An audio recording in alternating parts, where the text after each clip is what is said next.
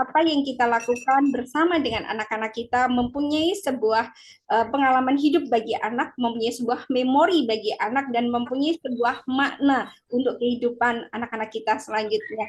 Alhamdulillah hari ini kita memulai di hari yang fitri ini, dan insya Allah kita semuanya setelah kita berpuasa dalam waktu 1 bulan di dalam puasa Ramadan, semoga kita semuanya terjaga keimanan, terjaga ketakwaan kita di dalam hal-hal kebaikan kita. Semoga bisa menjadikan kita sebagai manusia yang sesuai dengan apa yang Allah fitrahkan pada diri kita. Bapak Ibu semuanya, mohon maaf, mohon izin untuk hari ini kita akan berdiskusi terkait dengan bagaimana nanti harapannya ke depan di dunia pendidikan kita bersama para ahlinya. Ada Pak Zulfikri Anas yang alhamdulillah beliaunya adalah sebagai kepala kampus kepala pusat kurikulum dan pembelajaran dari Kemendikbudristek. Kemudian ada Ibu Elvi Hendrani yang alhamdulillah beliaunya selaku asisten deputi anak dalam perlindungan khusus. Kemudian ada Pak Ahmad Supriyatna yang beliaunya adalah sebagai konsultan juga di KPK sebagai tim dalam pembuatan modul di pencegahan korupsi yang berada di satuan pendidikan maupun di lembaga masyarakat. Kemudian ada Pak Bram atau Mas Bram yang biasa kita panggil, beliaunya adalah mewakili dari Bapak Doni Purnama, di mana Bapak Doni Purnama adalah sebagai sekretaris jenderal di BSN dan sebagai ketua KAN. Ada Pak Evi yang alhamdulillah juga sebagai ketua KAPI yang membawai sekolah-sekolah swasta di Indonesia. Nah, hari ini Bapak Ibu semuanya, sebelumnya kami menyampaikan selamat Hari Raya Idul Fitri, mohon maaf lahir batin kepada Bapak Ibu semuanya. Mungkin banyak sekali kesalahan yang baik sengaja maupun tidak yang dalam sisi ucapan dan sisi perilaku yang kami berikan kepada Bapak Ibu semuanya. Kami mohon maaf secara tulus dari kita semuanya. Semoga dengan permintaan maaf dan rasa maaf yang Bapak Ibu berikan kepada kita semuanya, insya Allah kita akan mengawali sebuah perilaku-perilaku yang nantinya akan membawa kebaikan kita semuanya. Mungkin itu saja yang bisa saya sampaikan, Bapak Ibu semuanya. Terima kasih atas kehadirannya, terima kasih atas dukungannya untuk hadir di sini, dan insya Allah ini tadi sudah ada beberapa WA Japri bahwa diharapkan kegiatan seperti ini bisa setiap bulan ada gitu, diadakan oleh asosiasi santai kita, kemudian kita bisa berdiskusi untuk kepentingan terbaik anak-anak kita. Terima kasih Bapak Ibu yang sudah Japri WA atas usulannya, semoga nanti kami bisa menindaklanjuti, semoga kami bisa terbaik untuk Bapak Ibu semuanya. Terima kasih, mohon maaf sekali lagi, dan assalamualaikum warahmatullahi wabarakatuh. Assalamualaikum warahmatullahi wabarakatuh. Bu Betty, alhamdulillah Bu Ketua luar biasa ya. Jadi walaupun sesiap kita bagaimana bisa bersatu hari ini Bapak Ibu sekalian. Baik, mari kita lanjutkan kegiatan kita pada pagi hari ini, silaturahmi kita pada pagi hari ini. Pak Zul. Siap Bapak. Bu Elvi, mungkin ada beberapa hal yang mungkin hari ini akan menjadi pembahasan kita. Pak Zul, mungkin dari segi pendidikan, terutama yang sekarang lagi booming di dunia pendidikan kita itu tentang kurikulum merdeka, ya, yang masih ada pro kontra di sana sini, Pak Zul. Kemudian nanti Bu Elvi mungkin memberikan sedikit tentang bagaimana pendidikan perspektif hak anak yang mungkin akan ditunggu-tunggu para teman-teman para pendidik kita ini. Kedua pakar ini nanti mungkin sedikit Pak Zul memberikan pembekalan buat kita semua, baru kita adakan tanya jawab. Boleh teman-teman nanti langsung bertanya ya kepada pakar-pakar kita yang hadir hari ini, para Dewan Pembina kita. Mudah-mudahan setelah kegiatan ini ada pencerahan buat kita semua. Pak Zul, dipersilakan Pak Zul. Baik, terima kasih Pak Bahar. Bismillahirrahmanirrahim. Assalamualaikum warahmatullahi wabarakatuh. Assalamualaikum warahmatullahi Selamat wabarakatuh. pagi, salam sejahtera buat kita semua. Mudah-mudahan suaranya bisa kedengaran dengan baik. Jelas, Pak Zul, jelas banget. Jelas sekali ya, amin, alhamdulillah. Baik, pertama-tama mari kita bersyukur kehadirat Allah Subhanahu Wa Taala, Tuhan yang Maha Kuasa, yang mempertemukan kita pada ruangan yang berbahagia ini di tempat masing-masing. Dulu mungkin tidak kebayang sama kita ya, kita bisa bertemu kapanpun dan dimanapun gitu ya. Ini suatu sinyal bahwa sebetulnya di antara kita itu tidak pernah terputus hubungan itu. Buktinya kapanpun kita siap untuk berkomunikasi itu bisa. Nah, teknologi ini hanya alat sebetulnya. Dan itu kecanggihan sunatullah sebetulnya. Karena teknologi itu tidak bekerja kalau sunatullahnya tidak ada. Jadi ini yang kita syukuri, kita bisa bertemu, karena pertemuan itu dimanapun bertemunya, berapa lama ketemunya, apapun kesannya, itu sepenuhnya keputusan ilahi, dan Allah Subhanahu Wa Taala tidak pernah keliru dalam membuat suatu keputusan, termasuk pertemuan Bapak Ibu guru dengan murid yang paling menyebalkan hari ini di kelas. Itu semuanya adalah ladang amal yang tidak pernah tandus ya. Jadi semuanya pasti membawa keberkahan bagi gurunya sebetulnya. Kemudian selanjutnya masih suasana Idul Fitri, dalam rangka Idul Fitri. Selamat Idul Fitri 1 Syawal 1444 Hijriah. Mohon maaf lahir dan batin Bapak Ibu semua. Dan selanjutnya yang sama-sama kita hormati Bu Elvi, kemudian Bu Bekti, Pak Azari, Pak Bahar, Pak Ahmad Subrana, dan Bapak Ibu yang hadir di ruangan ini. Karena kita masih dalam suasana Lebaran, dan inti dari Hari Raya Idul Fitri ini adalah kembali suci, kembali lahir kita, seperti bayi yang tanpa yang bebas dari dosa. Nah, sejalan dengan itu, mari kita sucikan diri kita lagi dari dosa-dosa pendidikan yang selama ini kita perbuat, disengaja atau tidak disengaja. Gitu. Karena bagaimanapun Bapak Ibu, saya bilang, selama ini kita lebih memilih berpihak kepada administrasi dan kurikulum dan mengorbankan anak. Jadi selalu persoalannya di akhir tahun, ini anak ini mau dinaikkan atau tidak naik gitu kan. Anak ini sudah sebetulnya dia pintar, tetapi sudah dihitung berbulan-bulan dia tidak masuk gitu kan. Nah, pertanyaannya, kenapa kok anak tidak masuk itu diketahui di akhir tahun gitu ya. Berarti pendidikan tidak jalan.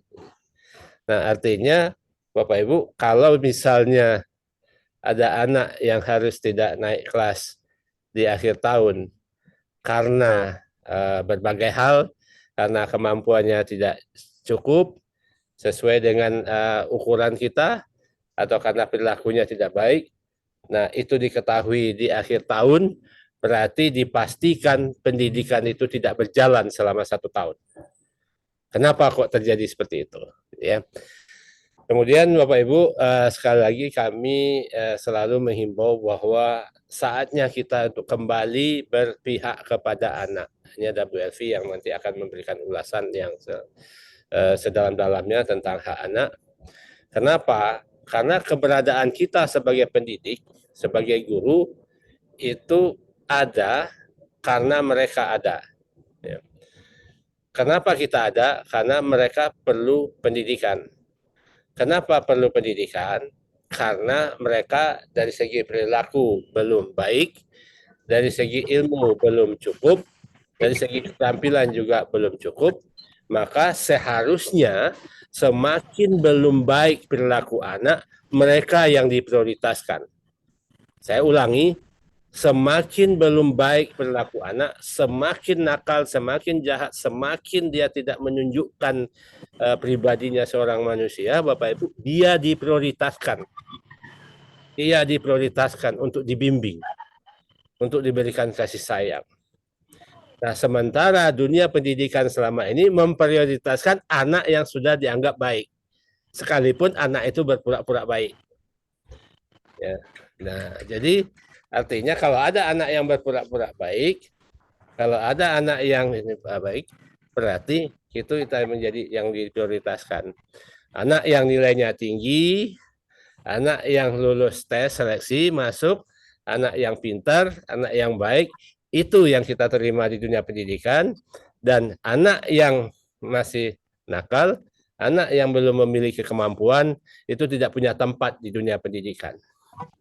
Nah, ini perlu kita renungkan Bapak Ibu. Kenapa? Karena selama ini misalnya ya, semakin sekolah itu menjadi sekolah unggulan, semakin dia takut kepada anak yang lemah. Semakin dia takut kepada anak, semakin dia menghindar dari anak yang seperti itu. Padahal sebetulnya Bapak Ibu, anak itu dipertemukan oleh Allah Subhanahu wa taala dengan gurunya untuk menyelamatkan kehidupan gurunya dunia akhirat sebetulnya. Kenapa saya katakan demikian? Karena semakin terkuras energi Bapak Ibu gurunya mendampingi anak-anak yang bermasalah itu sebetulnya semakin besar keberkahan yang mengalir kepada gurunya. Jadi kalau ada dunia pendidikan yang menolak anak karena dia lemah kemampuannya, tidak lulus seleksi, karena dia nakal, karena dia bermasalah, berarti dia menolak keberkahan yang diberikan oleh Allah Subhanahu wa taala kepada dia. Nah, dulu kemarin mungkin ya, selama ini semakin unggulan sekolahnya, semakin ketat seleksinya, berarti semakin takut dia kepada anak yang bermasalah. Padahal sebetulnya semakin unggul sekolahnya, mestinya dia semakin berani menghadapi anak-anak yang punya persoalan. Nah, selama ini kan yang menjadi alasan kan karena kurikulumnya. Nah, karena administrasinya, karena materi, kalau anak itu diterima di kelas kita, anak itu tidak mampu mengikuti, maka kurikulum tidak bisa tuntas. Karena yang merasa menjadi hutang bagi kita selama ini adalah materi kurikulum tidak tuntas disampaikan. Saya selalu bilang kepada teman-teman Bapak Ibu guru, mungkin hutang kita kepada kurikulum itu lunas pada waktunya 100%, tapi kita meninggalkan hutang kepada anak, kepada ilahi, dan hutang itu bunga berbunga, dan kita pertanggungjawabkan dunia akhirat. Nah, bayangkan Bapak Ibu, demi memenuhi tuntutan dokumen administrasi, demi memenuhi tuntutan kemudahan dalam proses pembelajaran, kita menolak keberkahan dari ilahi. Nah, untuk itu Bapak Ibu, inilah momentum bagi kita untuk menyadari kembali bahwa mensucikan diri kita kembali bahwa keberadaan anak-anak yang bermasalah, keberadaan anak-anak yang merepotkan kita, keberadaan anak-anak yang belum jadi itu adalah sengaja dikirim oleh ilahi untuk melipat gandakan keberkahan bagi orang yang ikhlas memberikan pendidikan pada dia. Nah, jadi semakin banyak persyaratan untuk masuk ke sekolah itu semakin menunjukkan kelumpuhan sekolah itu sebetulnya. Ya, itu pengakuan bahwa dia tidak mampu. Nah, ini yang harus, apalagi selama ini kan Bapak Ibu terakhir-akhir ini kan banyak keluhan. Pak, dengan sistem zonasi, akhirnya sekolah kami yang tadi unggulan berprestasi, sekarang tidak lagi berprestasi, tapi kita tidak menyeleksi anak yang masuk, siapapun anak bisa masuk. Nah, itu artinya, itu pengakuan kita secara resmi bahwa selama ini berprestasinya anak-anak di sekolah itu bukan karena sentuhan kita sebagai guru yang profesional, tapi karena memang anak itu yang sudah diseleksi pintar-pintar. Nah, jadi artinya di situ Bapak Ibu, semakin kita mengeluhkan ketidakmampuan anak itu yang masuk ke kita, berarti semakin kita menunjukkan bahwa memang kita belum bisa menjadi pendidik yang betul-betul profesional, kan? Karena begini, kalau kata guru itu berasal dari bahasa Latin, bahasa Sanskerta. Gu itu adalah gelap dan ru itu adalah perang atau menerangi. Nah, artinya guru itu adalah pembawa cahaya untuk menerangi kegelapan. Yang namanya cahaya tidak pernah takut pada kegelapan, sekecil apapun cahaya itu. Karena semakin gelap suasana di sekitarnya, semakin bermakna kehadirannya. Nah, artinya semakin anak itu rumit persoalannya, semakin anak itu anak yang nakal, maka cahaya guru itu semakin kelihatan. Keberadaan guru makin bermakna. Dan kesempatan untuk melipat gandakan keberkahan dan nilai amal ibadah yang menyelamatkan kehidupan gurunya dunia akhirat semakin besar. Nah, ini kami di Pusat Kurikulum dan Pembelajaran sekarang ini sudah sangat menyadari bahwa kurikulum kita susun sebagai tools, sebagai alat bantu untuk memudahkan guru untuk mendidik anak-anak sesulit apapun mereka. Karena kurikulum Merdeka ini dirancang bagi kita untuk bisa diterapkan dalam situasi sesederhana apapun dan seminim apapun. Karena yang dituntut di situ bukan kelengkapan dokumen administrasi atau kepatuhan administrasi dari para guru, bukan. Kalau Bapak Ibu misalnya sempat menyimak pidato Pak Kepala Badan Standar Kurikulum dan Asesmen Pendidikan, beliau dengan tegas menyatakan bahwa keberhasilan kurikulum Merdeka tidak dilihat dari kelengkapan dokumen dan kepatuhan administrasi. Ya. Tapi keberhasilan kurikulum Merdeka itu dilihat dari seberapa anak itu berubah, dari nakal menjadi baik, dari tidak mampu menjadi tidak mampu menjadi mampu, jadi dari tidak tahu. Jadi kalau kita sederhanakan, tugas kita di dunia pendidikan menjadikan anak yang tidak tahu menjadi tahu, anak yang tidak bisa menjadi bisa, anak yang nakal, anak yang sulit, anak yang bermasalah menjadi lebih baik, menjadi baik dia. Nah, pertanyaannya, salahkah anak kalau dia tidak tahu di awal? Tidak salah. Salahkah anak kalau nakal di awal? Tidak salah. Salahkah anak itu kalau tidak bisa di awal? Sangat tidak salah. Nah, setelah 1 tahun dengan kita, anak yang tadinya nakal masih tetap nakal, anak yang tadi membolos tetap membolos, anak yang malas tetap malas. Setelah 1 tahun dengan kita, anak yang tidak tahu tadi tetap tidak tahu. Kemudian setelah 1 tahun dengan anak kita, anak yang tadi tidak bisa tetap tidak bisa. Pertanyaannya, siapakah seharusnya yang tinggal kelas? Bukan anaknya, tapi kitanya yang tidak bisa mampu menghadapi mendampingi anak itu. Ini Bapak Ibu mungkin sekedar catatan bagi kita, Bapak Ibu, bahwa selama ini dunia pendidikan kita eksklusif, ya. Pendidikan kita itu semakin bagus dia, semakin selektif dia terhadap murid. Berarti semakin dia melanggar hak anak sebetulnya. Nah, kenapa? Karena sebetulnya kalaupun dari pandangan agama, kalau ada 2 calon murid, yang satu sudah sangat pintar, yang sudah jadi, dan yang satu belum tahu sama sekali, atau yang satu masih nakal, Bapak Ibu, dari kedua anak ini, menurut pandangan agama, mana yang kita prioritaskan untuk diterima? Nah, agama mengingatkan kita, dahulukan orang yang membutuhkan. Nah, sekarang atas nama nama baik sekolah, keunggulan sekolah, dan semuanya kita singkirkan anak-anak yang seperti itu demi nama baik sekolah. Berarti di sekolah kita selama ini bertahun-tahun, berpuluh-puluh tahun, Bapak Ibu, sekolah yang bagus hanya boleh dimasuki oleh anak yang bagus, yang pintar. Anak yang lemah, anak yang bermasalah tidak berhak mendapat pelayanan pendidikan yang bagus dan tidak berhak masuk sekolah yang unggulan. Masya Allah, saya bilang. Sudah sebegitu hebatnya kita. Dan di dalam kelas itu pun, Bapak Ibu, dalam kelas itu pun anak masih dikategorikan. Gitu kan? Dari 30 anak itu, yang kita anggap bagus itu hanya 10 anak unggulan. Yang 20 tidak. Anak unggulan ini akan mendapatkan layanan unggulan, dapat sekolah bagus, dapat pelayanan, semuanya difasilitasi. Anak yang tidak unggul, tidak. adanya. Nah, saya selalu mengatakan begini Bapak Ibu, kalau saya itu membuat kue 30 kue yang saya buat, dari 30 kue itu hanya 10 yang enak dimakan, berarti saya produsen kue yang gagal. Nah, sekarang manusia ciptaan siapa? Kiriman siapa? Kirim Allah Subhanahu wa taala. Dari 30 anak satu kelas itu di mata kita manusia itu hanya 10 yang unggul. Berarti dengan sengaja atau tidak sengaja, mohon maaf saya harus mengatakan ini, kita menganggap Allah itu mengenal produk gagal.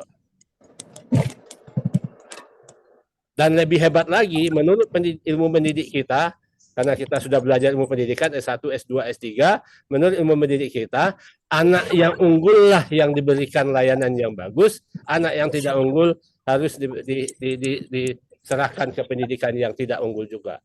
Kenapa? Anak yang unggul berhak mendapatkan pelayanan yang unggul, anak yang tidak unggul cari sekolah pinggiran yang seadanya.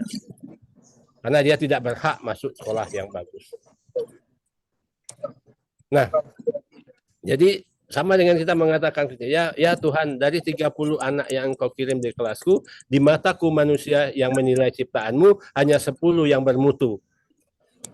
Dan yang 20 tidak bermutu. Dan menurut ilmu mendidik kami, yang bermutu ini yang kami layani dengan baik. Yang tidak bermutu, enggak. Kurang durhaka apa kita sebenarnya? Masih kurangkah kedurhakaan kita sebenarnya pada anak-anak itu? Jadi ini mungkin yang perlu kita sadari Bapak Ibu, bahwa apapun kondisi anak, mereka adalah titipan ilahi kepada kita sebagai pendidik. Untuk itu penting bagi kita, begitu kita ketemu anak pertama kali di sekolah kita, dia masuk ke sekolah kita, pertama kali dia masuk, tugas kita adalah mengenali dia sepenuhnya. Bukan sekedar tes diagnostik yang selama ini yang digambar-gambarkan, bukan itu. Yang utama adalah bagaimana kita mengenali anak itu, apa yang sudah dia bisa, apa yang belum dia bisa, apa yang sudah baik, apa yang belum baik, dan kita memberikan pembelajaran berdasarkan persoalan yang dia miliki. Sehingga pada saat proses pengenalan pertama anak-anak itu bukan gaya belajarnya yang dikelompok-kelompokkan. Ini kinestetik, ini auditory, ini visual, bukan itu. Ketika anak masuk itu sebetulnya yang perlu kita lihat, anak ini sudah bisa apa atau belum bisa apa. Dan tidak perlu soal-soal yang atau instrumen-instrumen yang sangat rigid, tidak perlu itu. Nanti Pak Priyatna akan bercerita bagaimana cara mengenal kemampuan anak di awal. Nah, ketika kita tahu variasi kemampuan anak di awal, berdasarkan itu kita mengembangkan proses pembelajaran, dan itu inti pembelajaran berdiferensiasi. Bukan penyeragaman anak berkelompok, ini visual sesama visual dikelompokkan, ini auditory sesama auditory dikelompokkan, kemudian sama dikelompokkan, lalu kemudian diberikan, itu bukan. Bahwa ada anak yang cenderung visual, bahwa anak auditory itu akan muncul dengan sendirinya ketika kita berikan ruang yang seluas-luasnya kepada anak untuk mengekspresikan untuk menemukan cara yang tepat bagi dia untuk mengekspresikan ide-ide dan gagasannya. Yang terpenting adalah bagaimana ketika si anak itu begitu masuk, kita tahu bahwa anak ini belum mengenal huruf, anak ini sudah bisa merangkai kata, anak ini sudah bisa membaca kalimat. Dan yang belum mengenal huruf itu jumlahnya banyak. Dari 30 anak itu 15 anak itu belum mengenal huruf. Hanya 1 anak yang baru bisa membaca. Ini yang terpenting yang kita ketahui ketika anak begitu masuk di SD itu. Sehingga kita tahu anak yang belum mengenal huruf ini diapakan. Mau diapakan. Anak yang sudah bisa mengenal huruf, merangkai huruf diapakan, dan anak yang sudah bisa membaca diapakan. Itu proses berdiferensiasi yang kita harapkan sebetulnya. Sehingga semua anak itu mendapatkan pelayanan yang baik, dan anak itu tidak pernah merasa yang belum mengenal huruf itu tidak merasa minder, yang sudah lancar membaca tidak pernah merasa dia itu rugi satu kelas dengan temannya yang belum bisa membaca. Nah, itu kepiawaian guru untuk merancang pembelajaran. Makanya sebetulnya Bapak Ibu di kurikulum Merdeka ini bisa diterapkan dalam situasi seminim apapun. Yang penting syaratnya ada 2, ada muridnya, ada gurunya. Syaratnya 2. Gimana kalau ruang kelasnya tidak ada, sarananya tidak ada, Bapak Ibu, kurang apa alam ini disediakan oleh Allah untuk belajar? Kurang apa?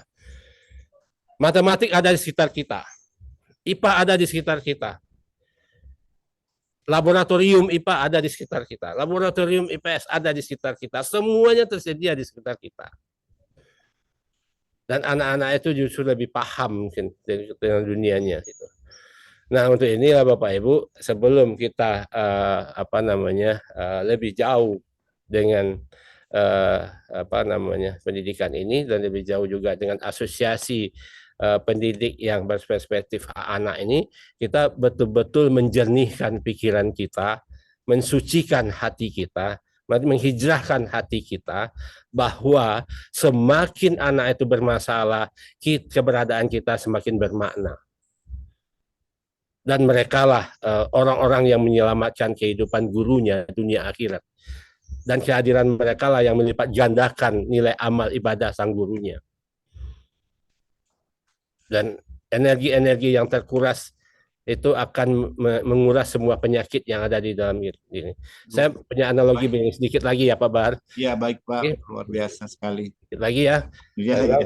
Bahwa kalau kita berolahraga Bapak Ibu untuk mengeluarkan keringat, energi kita sejalan dengan energi yang terkuras akan mengeluarkan keringat, keringat itu akan mengeluarkan toksin-toksin yang ada di dalam tubuh kita, makanya kita sehat. Itu olahraga fisik ya. Bagaimana kalau olahraga batin? Olah batin. Kenapa disebut olah batin? Menghadapi anak yang bermasalah, yang rumit, itu menguras energi kita.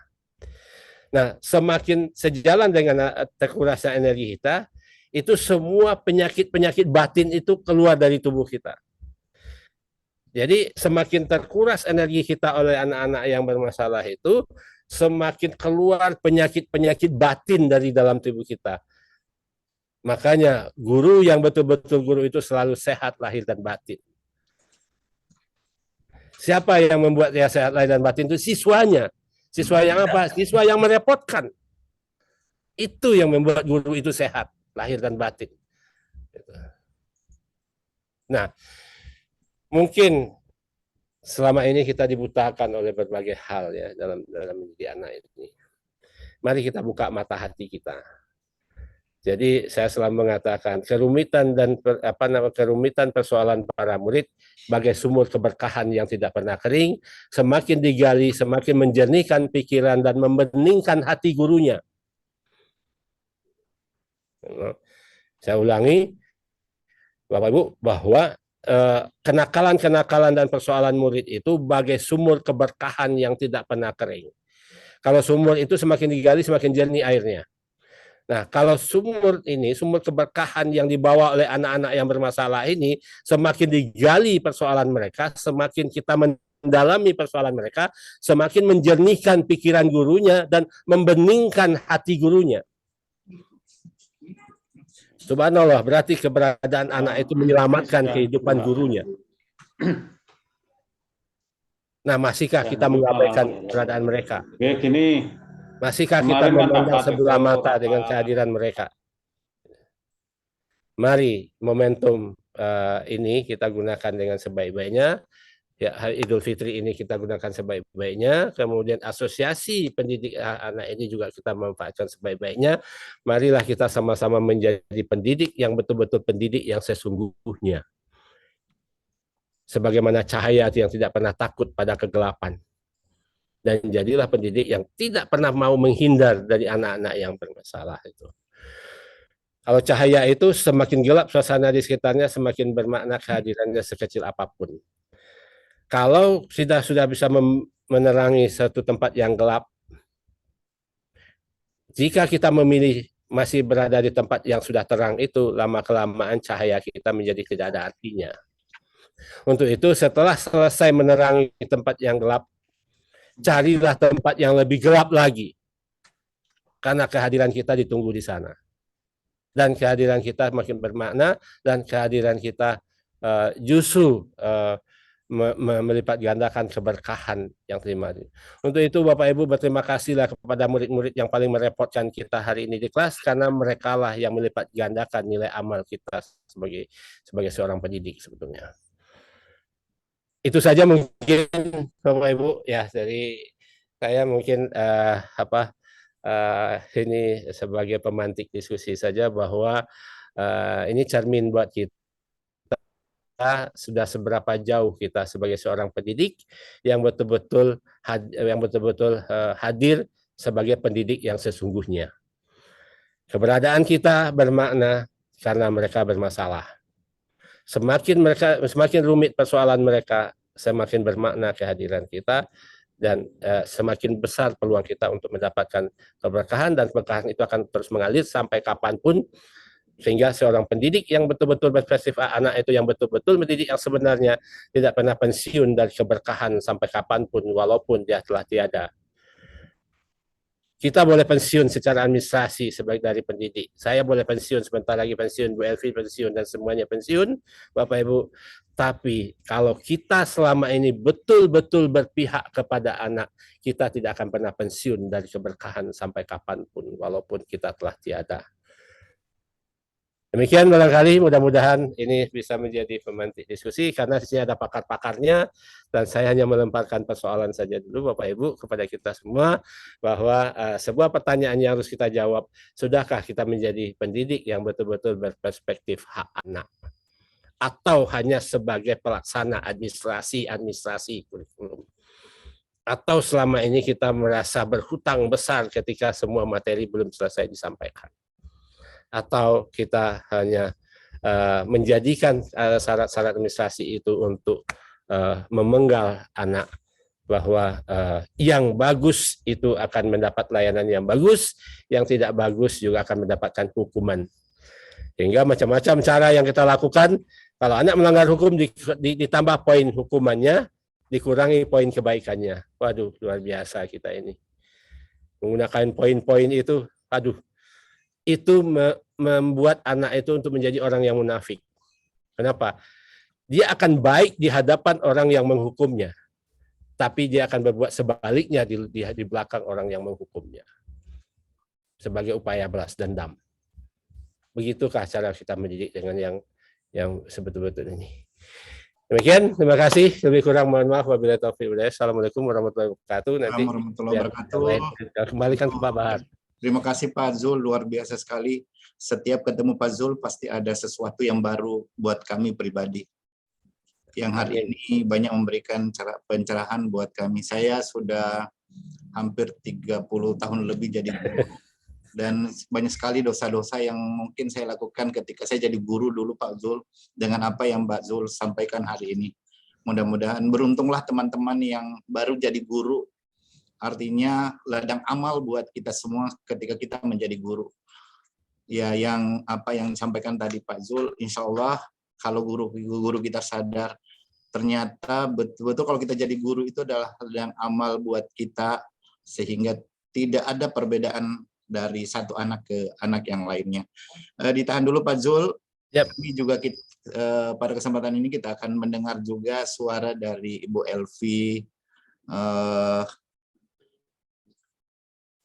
Ya, mumpung hari ini beliau ada kesempatan berbincang dengan kita. Bu Elvi di tengah-tengah kita ini lagi gentol-gentolnya Satuan Pendidikan Ramah Anak. Bahkan semua sekolah sekarang banyak sekali berlabel.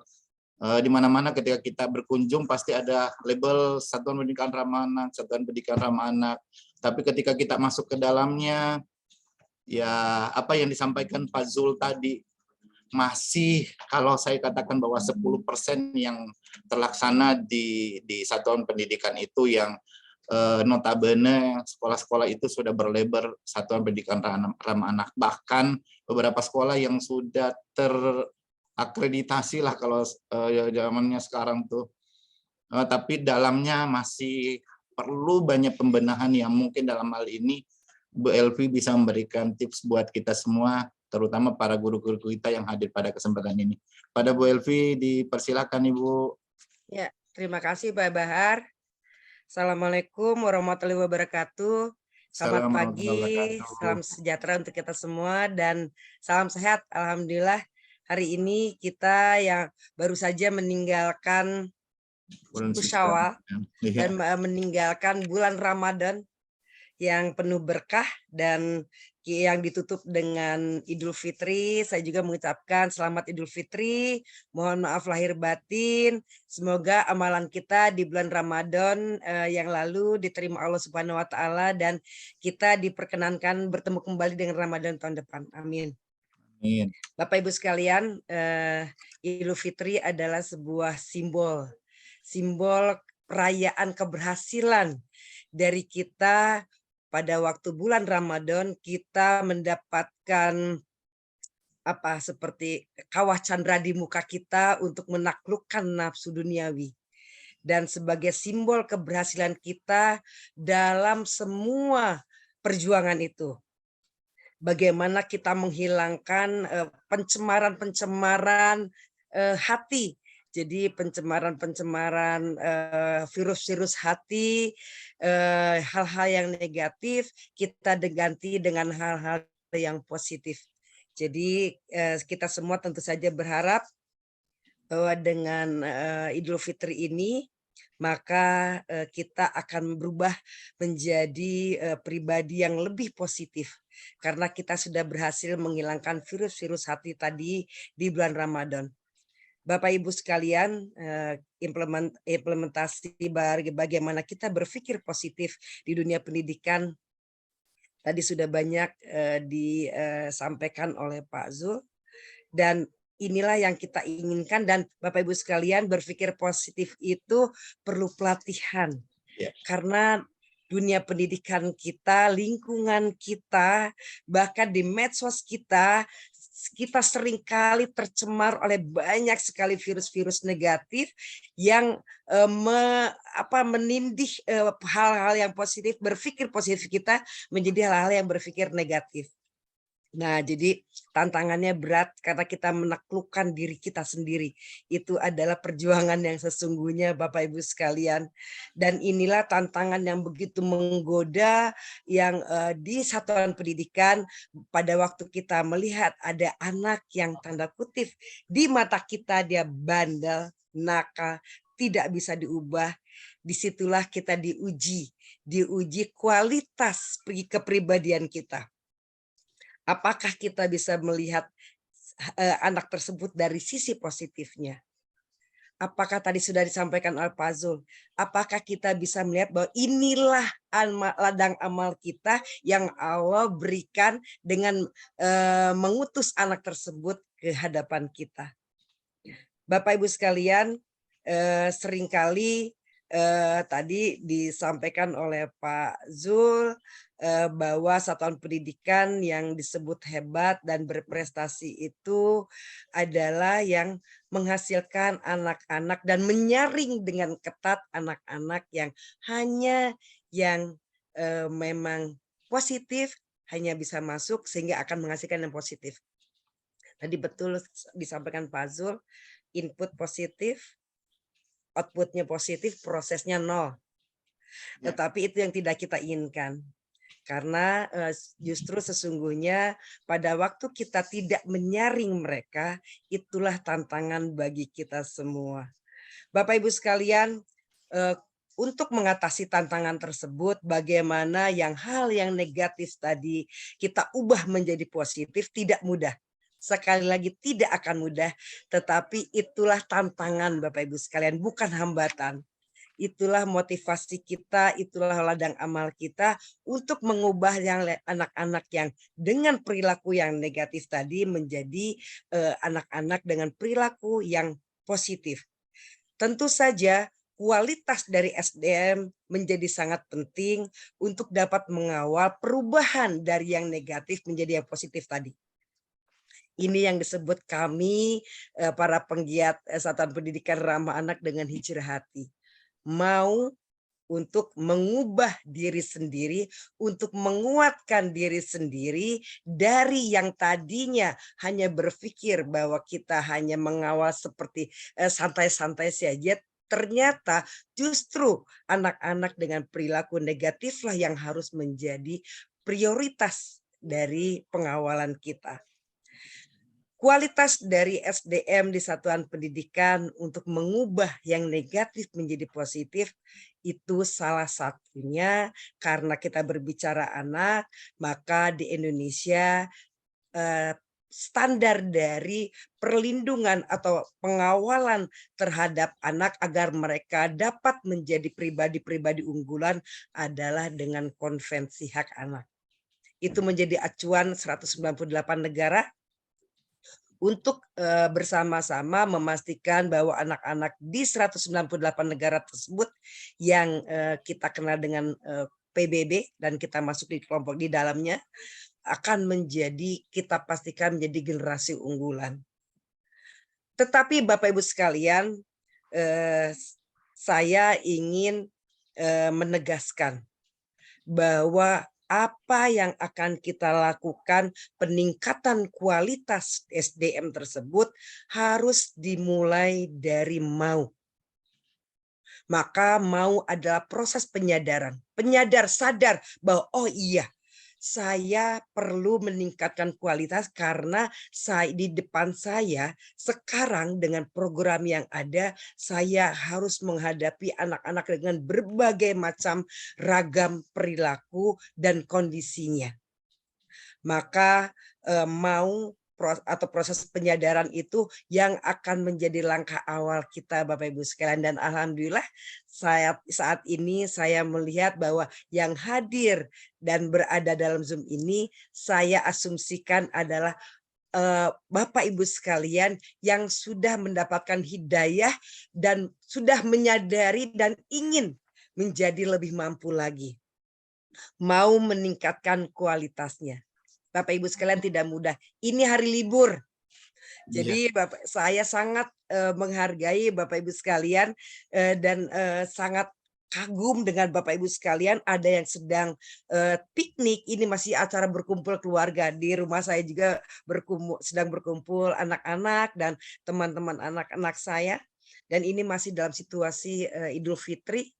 Masih barangkali Bapak Ibu sekalian juga masih cuti, baru Selasa masuk kembali, tetapi keinginan Bapak Ibu sekalian untuk membuka Zoom pada waktu diajak Bu Bekti, Pak Azhari dan lain-lainnya, ini adalah hidayah dari Allah Subhanahu wa taala yang harus kita manfaatkan semaksimal mungkin.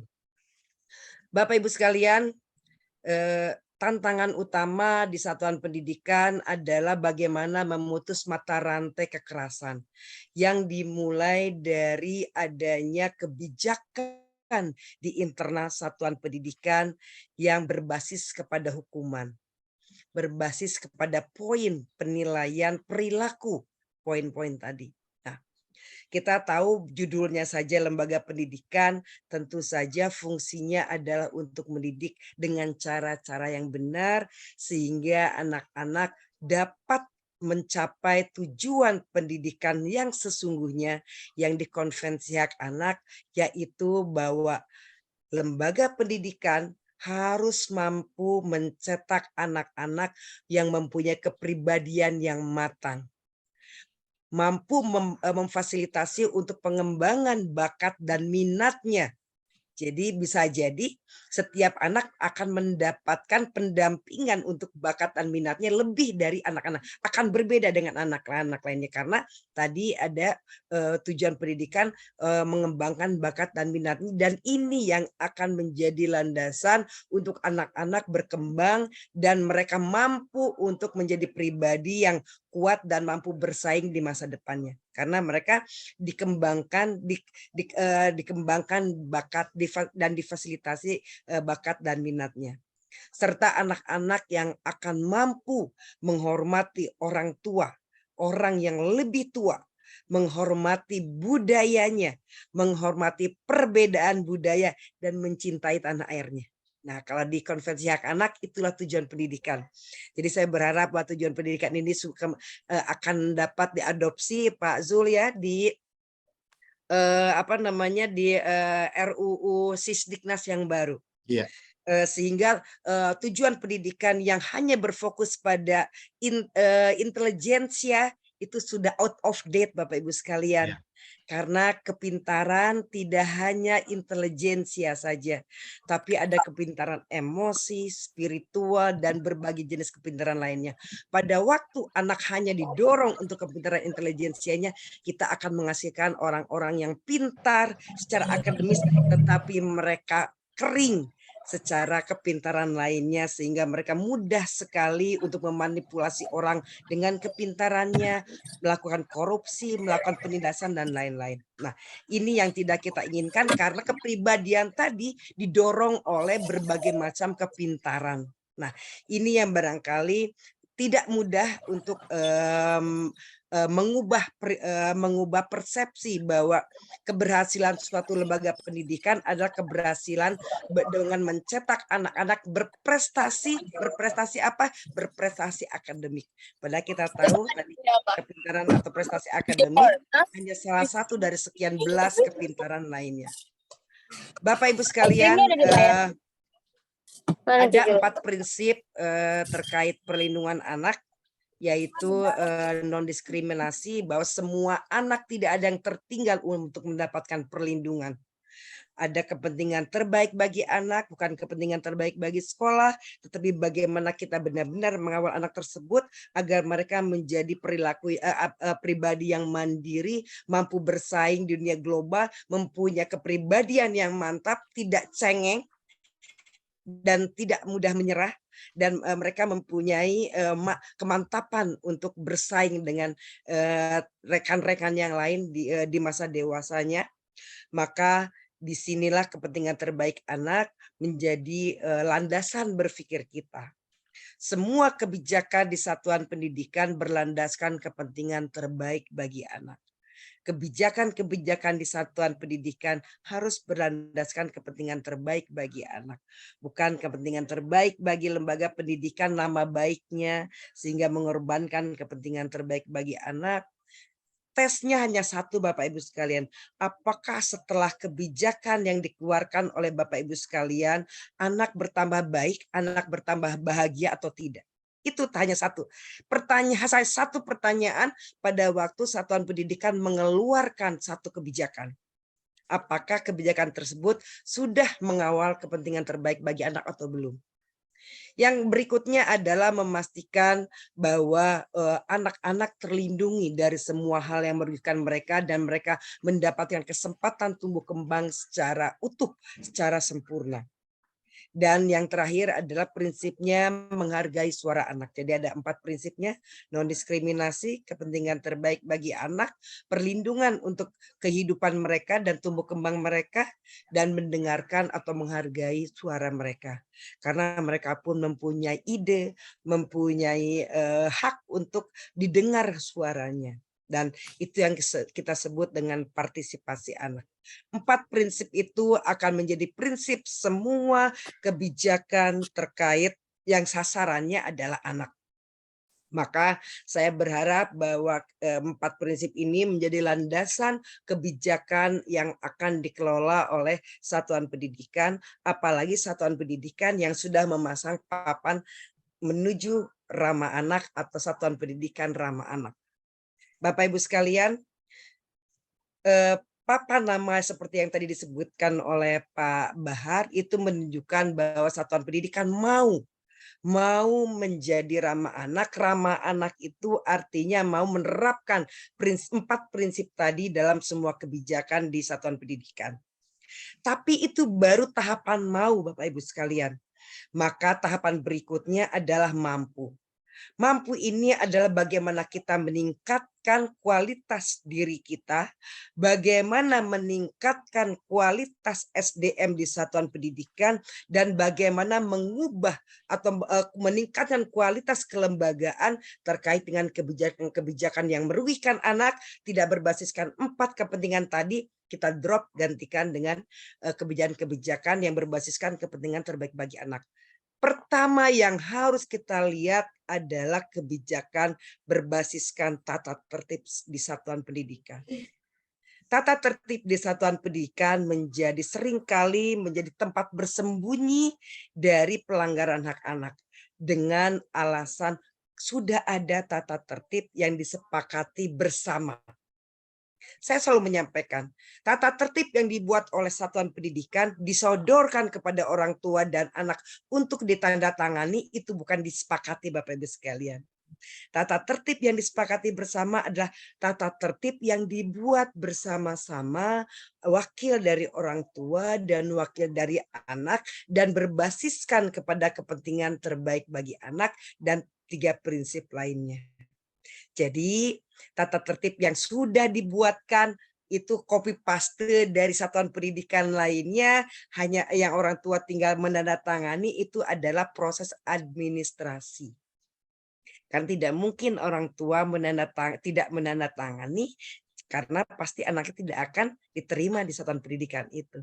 Jadi yang pertama kali harus dilihat oleh Bapak Ibu sekalian, apakah tata tertib di satuan pendidikan Bapak Ibu sekalian masih mengandung hal-hal yang tidak berbasiskan kepentingan terbaik bagi anak, tetapi berbasiskan kepentingan terbaik bagi kepala sekolah, kepentingan terbaik bagi nama sekolah, dan lain-lain.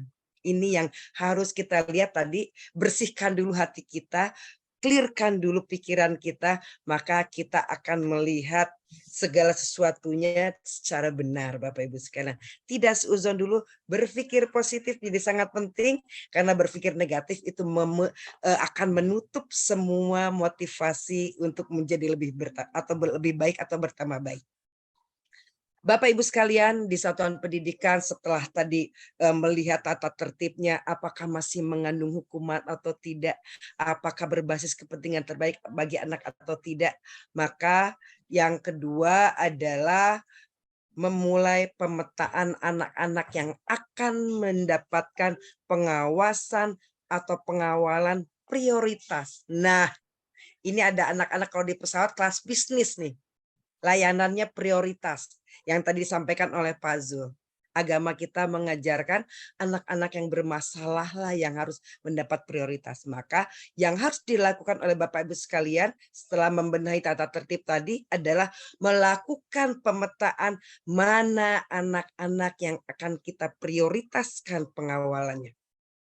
Yaitu anak-anak yang tidak tinggal dengan orang tuanya, atau hanya dengan salah satu orang tuanya, atau dengan neneknya, dengan kakeknya, dan mereka berada dalam kelompok anak-anak dari keluarga miskin.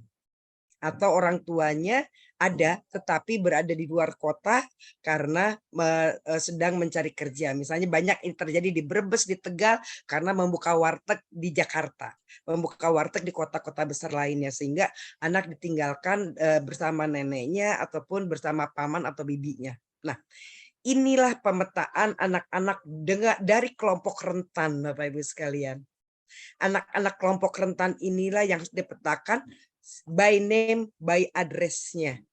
Sehingga anak-anak tersebut tidak menjadi penyakit, tidak menjadi anak-anak bermasalah.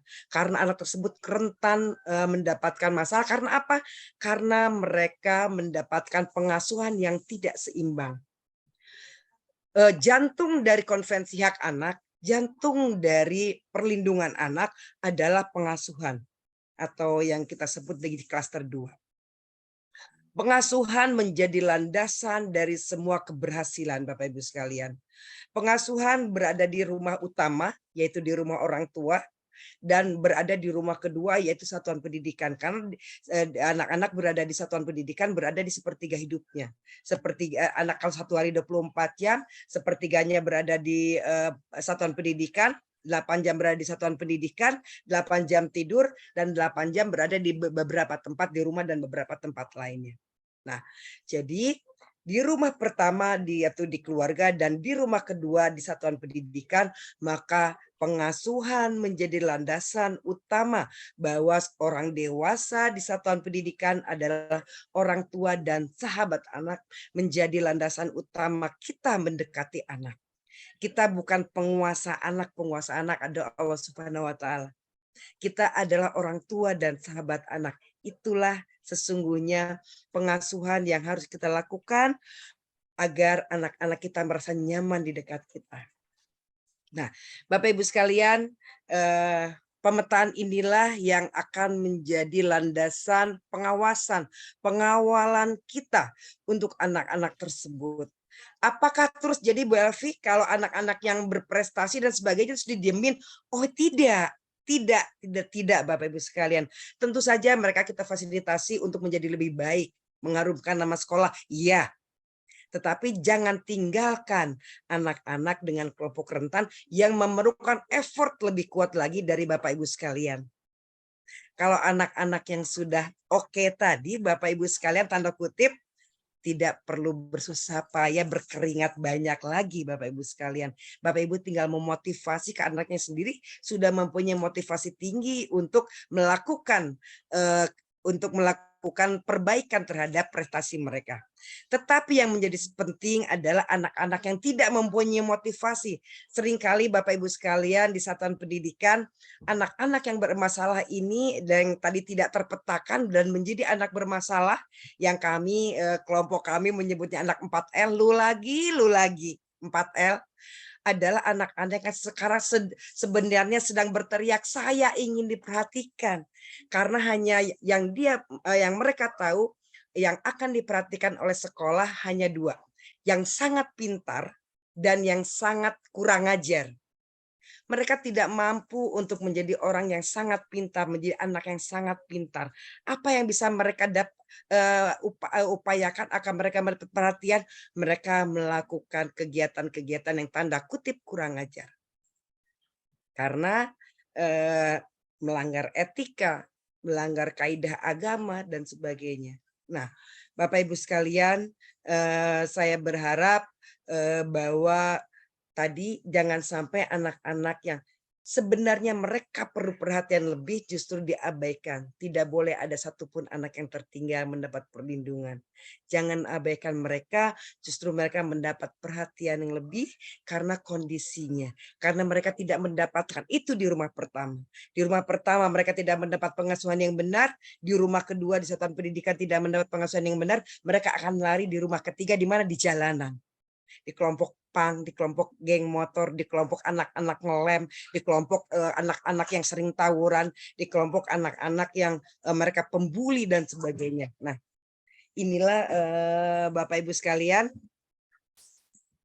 yang saya berharap bahwa ini yang akan kita diskusikan, bagaimana kita hijrah hati, mengubah paradigma, mengubah skala prioritas kita dari yang tadi. Mudah-mudahan saat ini Bapak Ibu sekalian sudah melakukannya, tetapi jika belum melakukannya belum terlambat, karena tidak ada yang kata terlambat untuk sebuah kebaikan.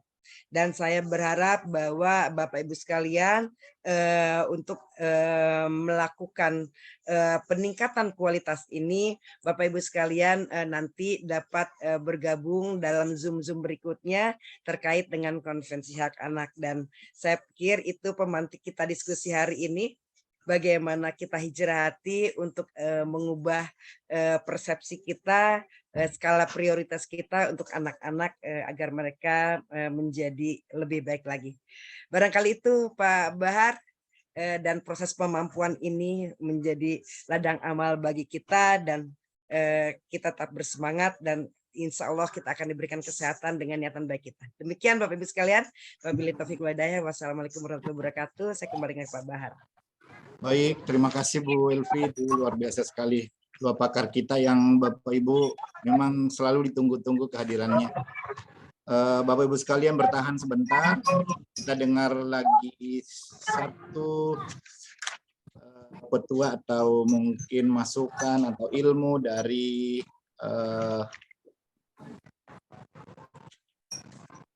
ini Bapak kita yang sudah hadir, sudah buka topi ya Pak Supriyatna. Sudah dibuka topinya. Iya. Sudah dikirim ke Balikpapan topinya tadi tuh Pak. Kalau nggak dipakai. Alhamdulillah. Nanti insya Allah. Iya. Bapak di mana nih? Bapak di mana nih? Sudah di tempat enak? Masih di area pantai ini. Oke, tapi mudah-mudahan sinyalnya bagus kayaknya. Ya, alhamdulillah. Kami persilakan kepada Bapak, kita mau dengar lagi ya mungkin suara dari Bapak nih. teman-teman tunggu. Ya. Silakan Pak. Baik. Ya. Baik, terima kasih Pak Bahar. Bismillahirrahmanirrahim. Assalamualaikum warahmatullahi wabarakatuh. Assalamualaikum warahmatullahi wabarakatuh. Salam sejahtera, salam sehat, salam bahagia untuk kita semua, Ibu Bapak Guru di mana saja berada. Yang saya hormati Bu apa namanya, Bu Elvi, Pak Jul, Bu Bekti, Pak Bahar, dan teman-teman semua nih. Ya, siap semua Pak. yang tidak bisa saya sebutkan satu persatu. Salam ya. Bahagia sekali kita bisa bertemu ya, walaupun di dunia maya. Ini sebuah kebahagiaan, karunia ilahi, sebuah kesempatan yang sangat berharga. Mudah-mudahan kegiatan ini bermanfaat untuk penguatan diri kita masing-masing. Sebelumnya mungkin saya juga ingin mengucapkan permohonan maaf, minal aidin wal faizin, masih dalam suasana hari raya Idul Fitri 1444. Ibu Bapak semua di mana saja berada yang saya hormati, kegiatan semacam ini merupakan sebuah ikhtiar kita pribadi ya, kita pribadi karena niatnya pribadi.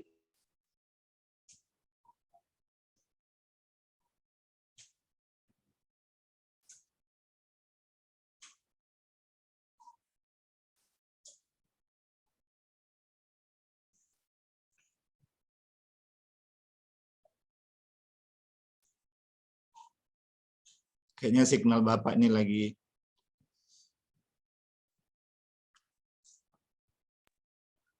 Terbawa angin pantai. Ya, di bawah angin pantai kayaknya Pak. Terbawa angin pantai. Iya.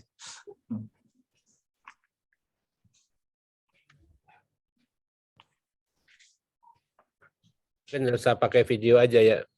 Ya, boleh Pak, nggak usah Pak. Lempar beliau. Lempar ya. Kelempar ya Pak nih. Lempar beliau. Kelempar kemana? Ke laut kah? Kelempar ke laut kah Pak? Nggak ada namanya. Oh iya, kelempar kayaknya. Baik, teman-teman semua. Bu.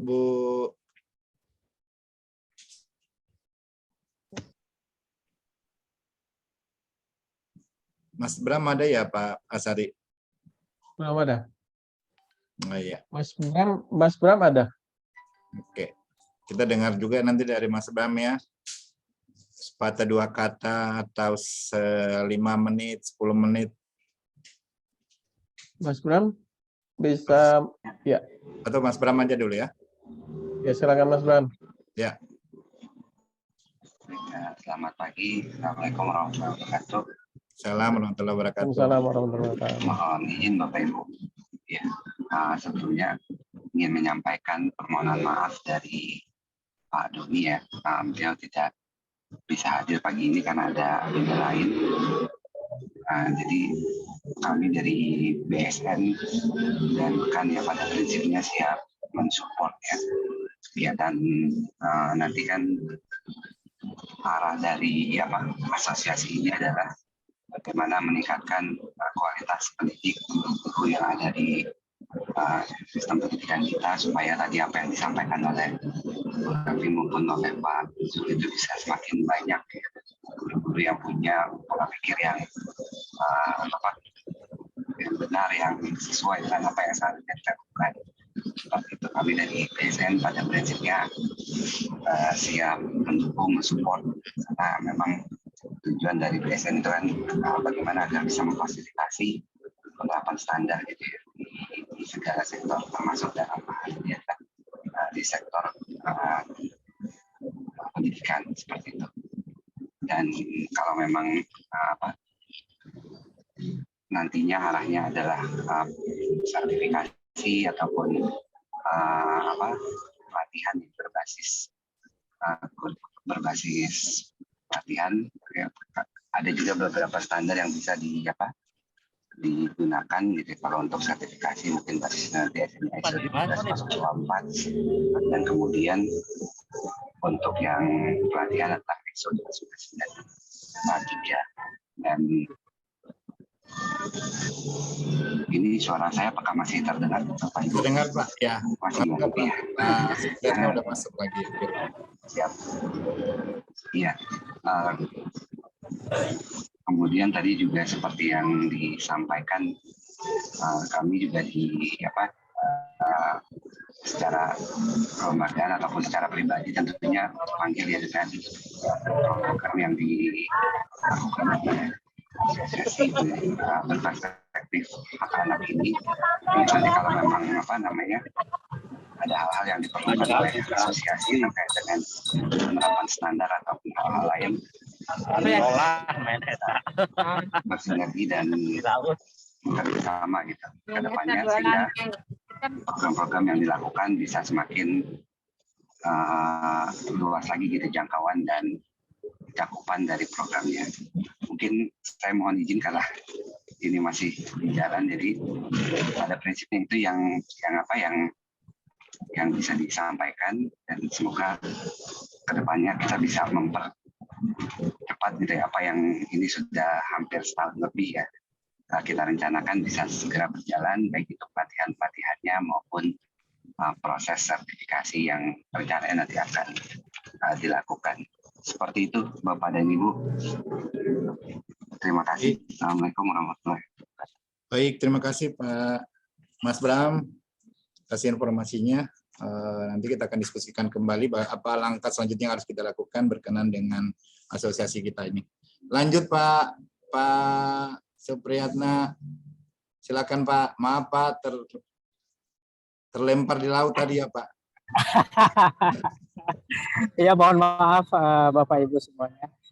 Mungkin saya ingin penegasan saja Pak Bahar, silakan, apa yang sudah disampaikan oleh Pak Jul, oleh Bu Elvi tadi, itulah sebenarnya yang menjadi hakikat pendidikan yang sehari-hari menjadi garapan kita di sekolah. Saya sebagai praktisi lebih banyak sebenarnya bagaimana menjalankan satu hal saja sebenarnya dalam dunia pendidikan itu, yaitu menjalankan kebaikan-kebaikan yang setiap hari sudah kita terima dari Yang Maha Kuasa. Tidak ada satupun yang perlu kita ragukan bahwa apa yang menimpa kepada diri kita itu adalah tidak lain selain kebaikan. Nah, kebaikan-kebaikan dan optimisme ini yang harus kita tularkan, kita sebarkan kepada anak-anak. Jangan sampai ada rasa pesimisme, rasa keburukan yang kemudian menular kepada anak. Seringkali kita mendapatkan input masukan dari para guru, keluh kesah tentang banyak sekali persoalan dalam dunia pendidikan. Tetapi mari kita melihat itu sebagai kebaikan yang semestinya kita lakukan, seperti yang disampaikan Pak Jul tadi. Jadi apapun masalah yang kita hadapi dalam dunia pendidikan sehari-hari, mari kita lihat itu sebagai sebuah wahana untuk ladang amal kita. Tidak ada kesulitan itu sebenarnya ketika kita mau.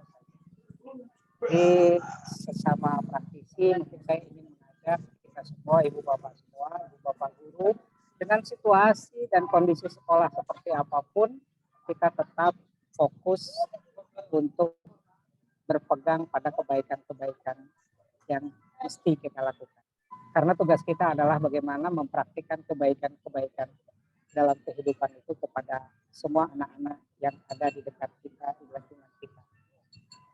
Tidak ada kebaikan selain balasan kebaikan. Itu janji Allah kepada kita. Jadi saya ingin menjaga spirit ibu bapak guru di mana saja berada untuk senantiasa menjalankan kebaikan dalam keseharian kita di dalam hidup. Hanya itu saja. Dan itu modalnya hanya kemauan. Kita tidak perlu menunggu orang lain baik dulu. Tidak perlu menunggu lingkungan baik dulu. Kan seringkali guru-guru berdalih begini. Kami sudah mengajarkan kebaikan-kebaikan, tapi lingkungan tidak mendukung. Kami sudah belajar untuk menunjukkan kebaikan kepada anak-anak, tapi pimpinan kita tidak memberikan contoh. Gitu ya. Nah, mari kita berpikir ulang, apakah untuk melakukan kebaikan kita perlu menunggu orang lain dulu berbuat baik, baru kita lakukan. Apakah untuk melakukan kebaikan-kebaikan itu kita perlu menunggu lingkungannya baik dulu? apakah untuk melakukan kebaikan-kebaikan itu kita perlu menghilangkan gadget dulu, perlu memutus dulu siaran televisi?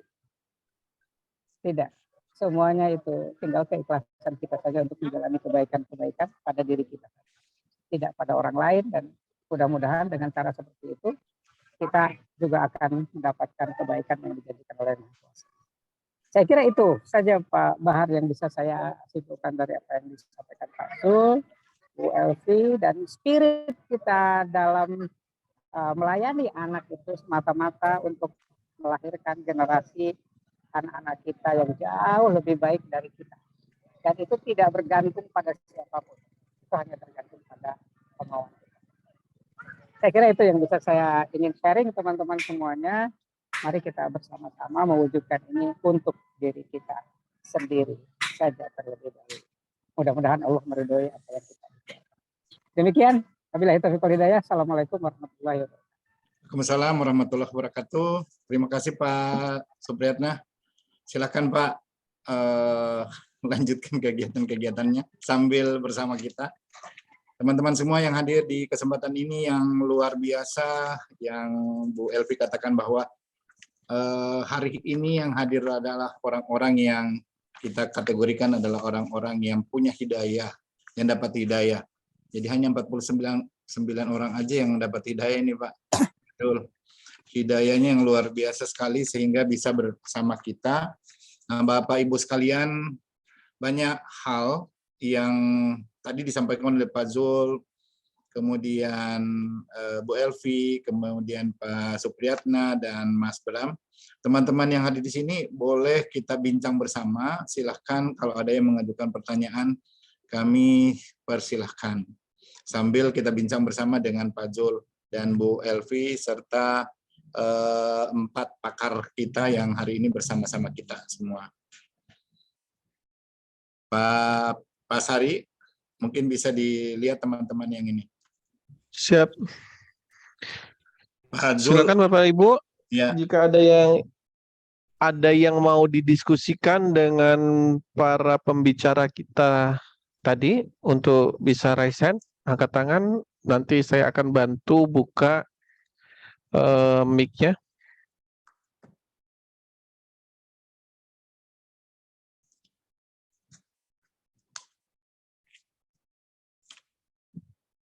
Pak Didik mau mulai Pak Didik? Silakan Pak Didik. Ada Bapak Ibu? Pak. Oh, Bu Woro dulu. Bu Woro. Saya sudah kenal namanya Bu Woro ini tapi belum pernah ketemu orangnya. Silakan Bu Woro, dibuka mic-nya Bu Woro. Assalamualaikum warahmatullahi wabarakatuh. Waalaikumsalam warahmatullahi wabarakatuh. Dikabari Bu. Minal aizin wal faizin, taqabbalallahu minna wa minkum. Allah ya karim. Batin Bu. Ya. Salam hormat Pak Zul. Ini Siap selalu, Bu, mohon maaf ya Bu. selalu kalimat-kalimat bijaknya tuh selalu masuk ke hati tuh. Amin, amin. Kemudian salam hormat Bu Elvi. Kangen nih sama Bu Elvi. Ya Bu, mudah-mudahan bisa kita ketemu di darat ya Bu. Dan Bapak Ibu yang lain, Bu Bekti utamanya, ini saya anggap sebagai apa ya, penyambungnya Bu Elvi dan Pak Zul ini untuk bisa nyampe ke kami. Amin. Pak Zul, Bu Elvi dan ya Bu Bekti dan semua yang hadir saat ini saya sampaikan terima kasih. Ini saya tadi dadak dikasih tahu Bu Bekti. Wah ini bagus, ini harus masuk saya. Jadi begini, mohon izin saya menyampaikan bahwa SRA saat ini tuh yang disampaikan Bu Elvi benar sekali bahwa itu plakat-plakat terpasang semua itu Pak Zul, benar itu. Kemudian itu yang maaf saat itu saya sebagai kepala sekolah di SMP Negeri 28 saya pasang plakat sekolah ramah anak semuanya ngikut gitu. Tapi begitu saya kasih ini loh jalurnya, ini loh untuk membuat disiplin positif, itu semuanya diem semua gitu. Makanya terus saya berpikir juga bahwa guru penggerak memang perlu ada begitu nggih. Tapi guru penggerak tanpa didukung oleh kepala sekolah yang mampu menggerakkan, itu rasanya riskan sekali bagi para guru untuk bergerak. Contohnya lagi nih, contoh saja ya, guru mapel yang dilatih sebagai guru pembimbing khusus di sekolah inklusif. Mereka dilatih dengan banyak ilmu macam-macam gitu. Tetapi kepala sekolahnya tidak dilakukan mindset, brainstorming mindset, penguatan hati, dan bagaimana penerapannya, kekokohan hati untuk melaksanakan semuanya.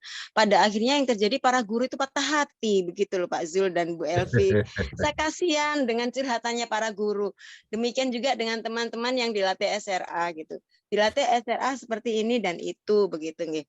Kemudian pada saat pada tataran pimpinan sekolah, di mana mereka belum termindset dengan kalau saya bilang kemarin dengan Pak Abu yang BPKP Jatim itu, Pak Abu Hoyer ya bilang, hidayahnya itu loh Pak, belum muncul, saya bilang gitu. Sehingga sangat sulit sekali kalau kita teman-teman di lapangan itu bisa termindsetkan dengan baik jika pimpinan sekolah itu sendiri belum termindsetkan. Sementara sebagai teman sejawat, kita pun juga berusaha sih menularkan virus positif itu. Tapi sekali lagi juga ya itulah ya, saya tidak tahu itu hidayah itu yang saya sampaikan. Nah, bagaimana mengatasi semuanya ini sehingga para pejuang inklusif, para pejuang SRA di lapangan itu ibaratnya sabar tingkat dewa tadi loh Pak Zul. Itu bagaimana kita punya teman bisa makin banyak di lapangan begitu loh untuk berjuang bersama-sama. Begitu sih. Ini konsep awalnya itu tentang hati hijrahnya itu bagaimana supaya banyak yang mengikuti begitu loh Pak Zul. Terima kasih. Satu lagi Pak, satu lagi ya. Fasda sampai dengan detik ini yang disampaikan Bu Bekti. Bu Bekti dulu memang ada Fasnas. Kemudian saya sampaikan Bu Bekti, ini nggak bisakah disampaikan ke teman-teman tentang instrumen, tentang borang, dan ini sebagai ini harus Fasda seperti itu. Sementara Fasda itu belum banyak ada di lapangan untuk Fasda SRA. Nah ini bagaimana pula untuk menyikapinya. Demikian Bu Elvi, Pak Zul, dan para narasumber yang kami harapkan mampu untuk memberikan penguatan dan pencerahan bagi teman-teman yang berjuang yang sedikit ini. Terima kasih. Assalamualaikum warahmatullahi wabarakatuh. Waalaikumsalam. Terima kasih Bu Triworo dari Jawa Timur. Ada lagi Pak Sari? Sampai saat ini belum ada yang resen. Ya, sementara ditanggapi dulu. Pak Zul, diberikan tanggapan sedikit Pak Zul. Baik, terima kasih Pak Bahar. Bu Woro, terima kasih. Mohon maaf tadi saya salah ini ya. Baik. Iya, dengan Pak Abu saya juga sering diskusi, dan Pak Abu kan sahabat saya dari dulu, teman seangkatan saya, dan waktu beliau di Bandung di PPTK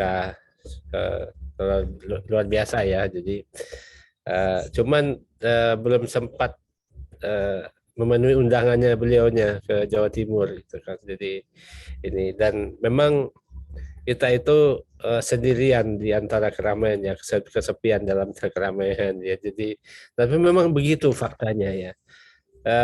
Nggak usah jauh-jauh ya. Tuntunan kita, teladan kita, Rasulullah juga sendirian turunnya di antara ribuan orang jadi semua orang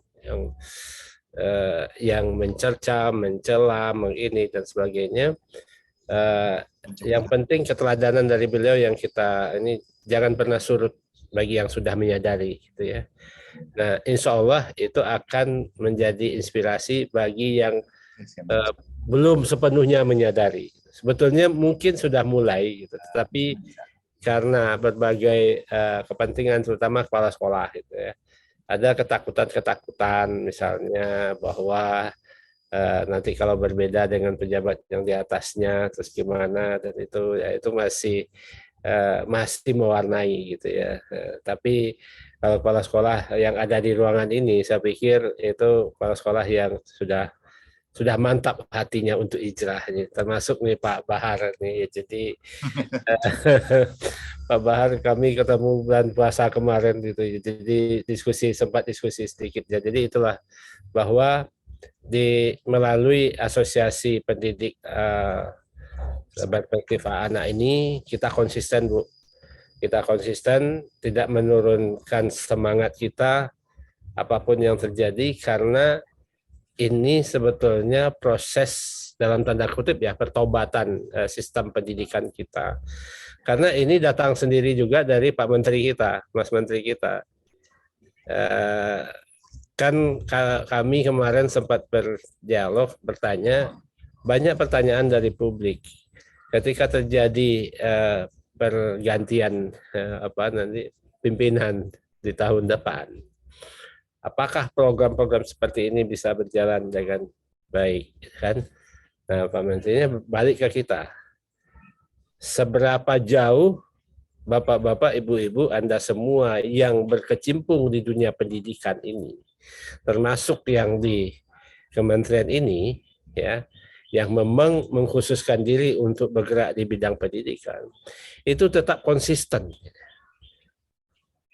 ingin memperbaiki kualitas pendidikan dan ingin mengembalikan pendidikan ini ke arah yang sebenarnya.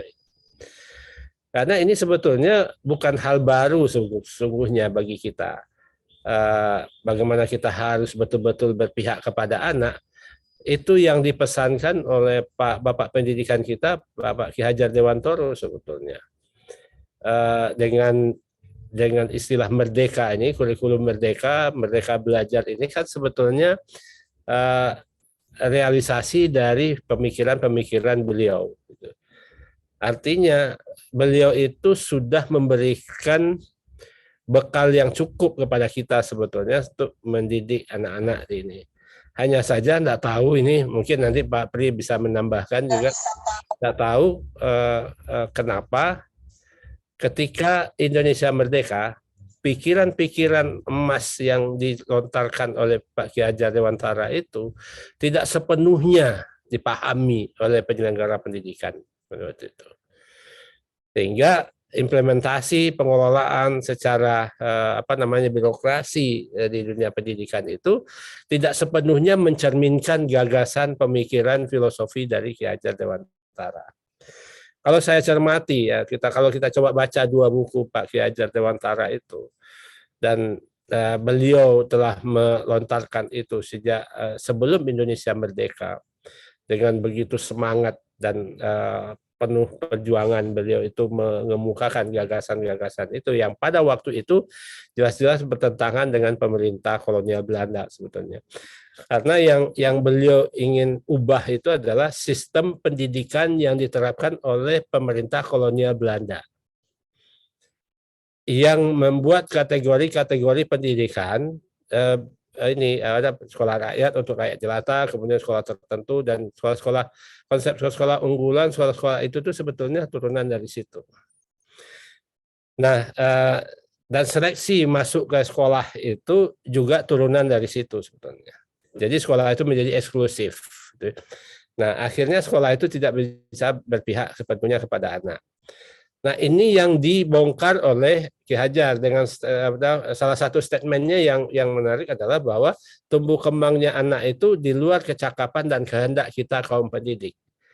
Mereka tumbuh dan berkembang sesuai dengan fitrahnya.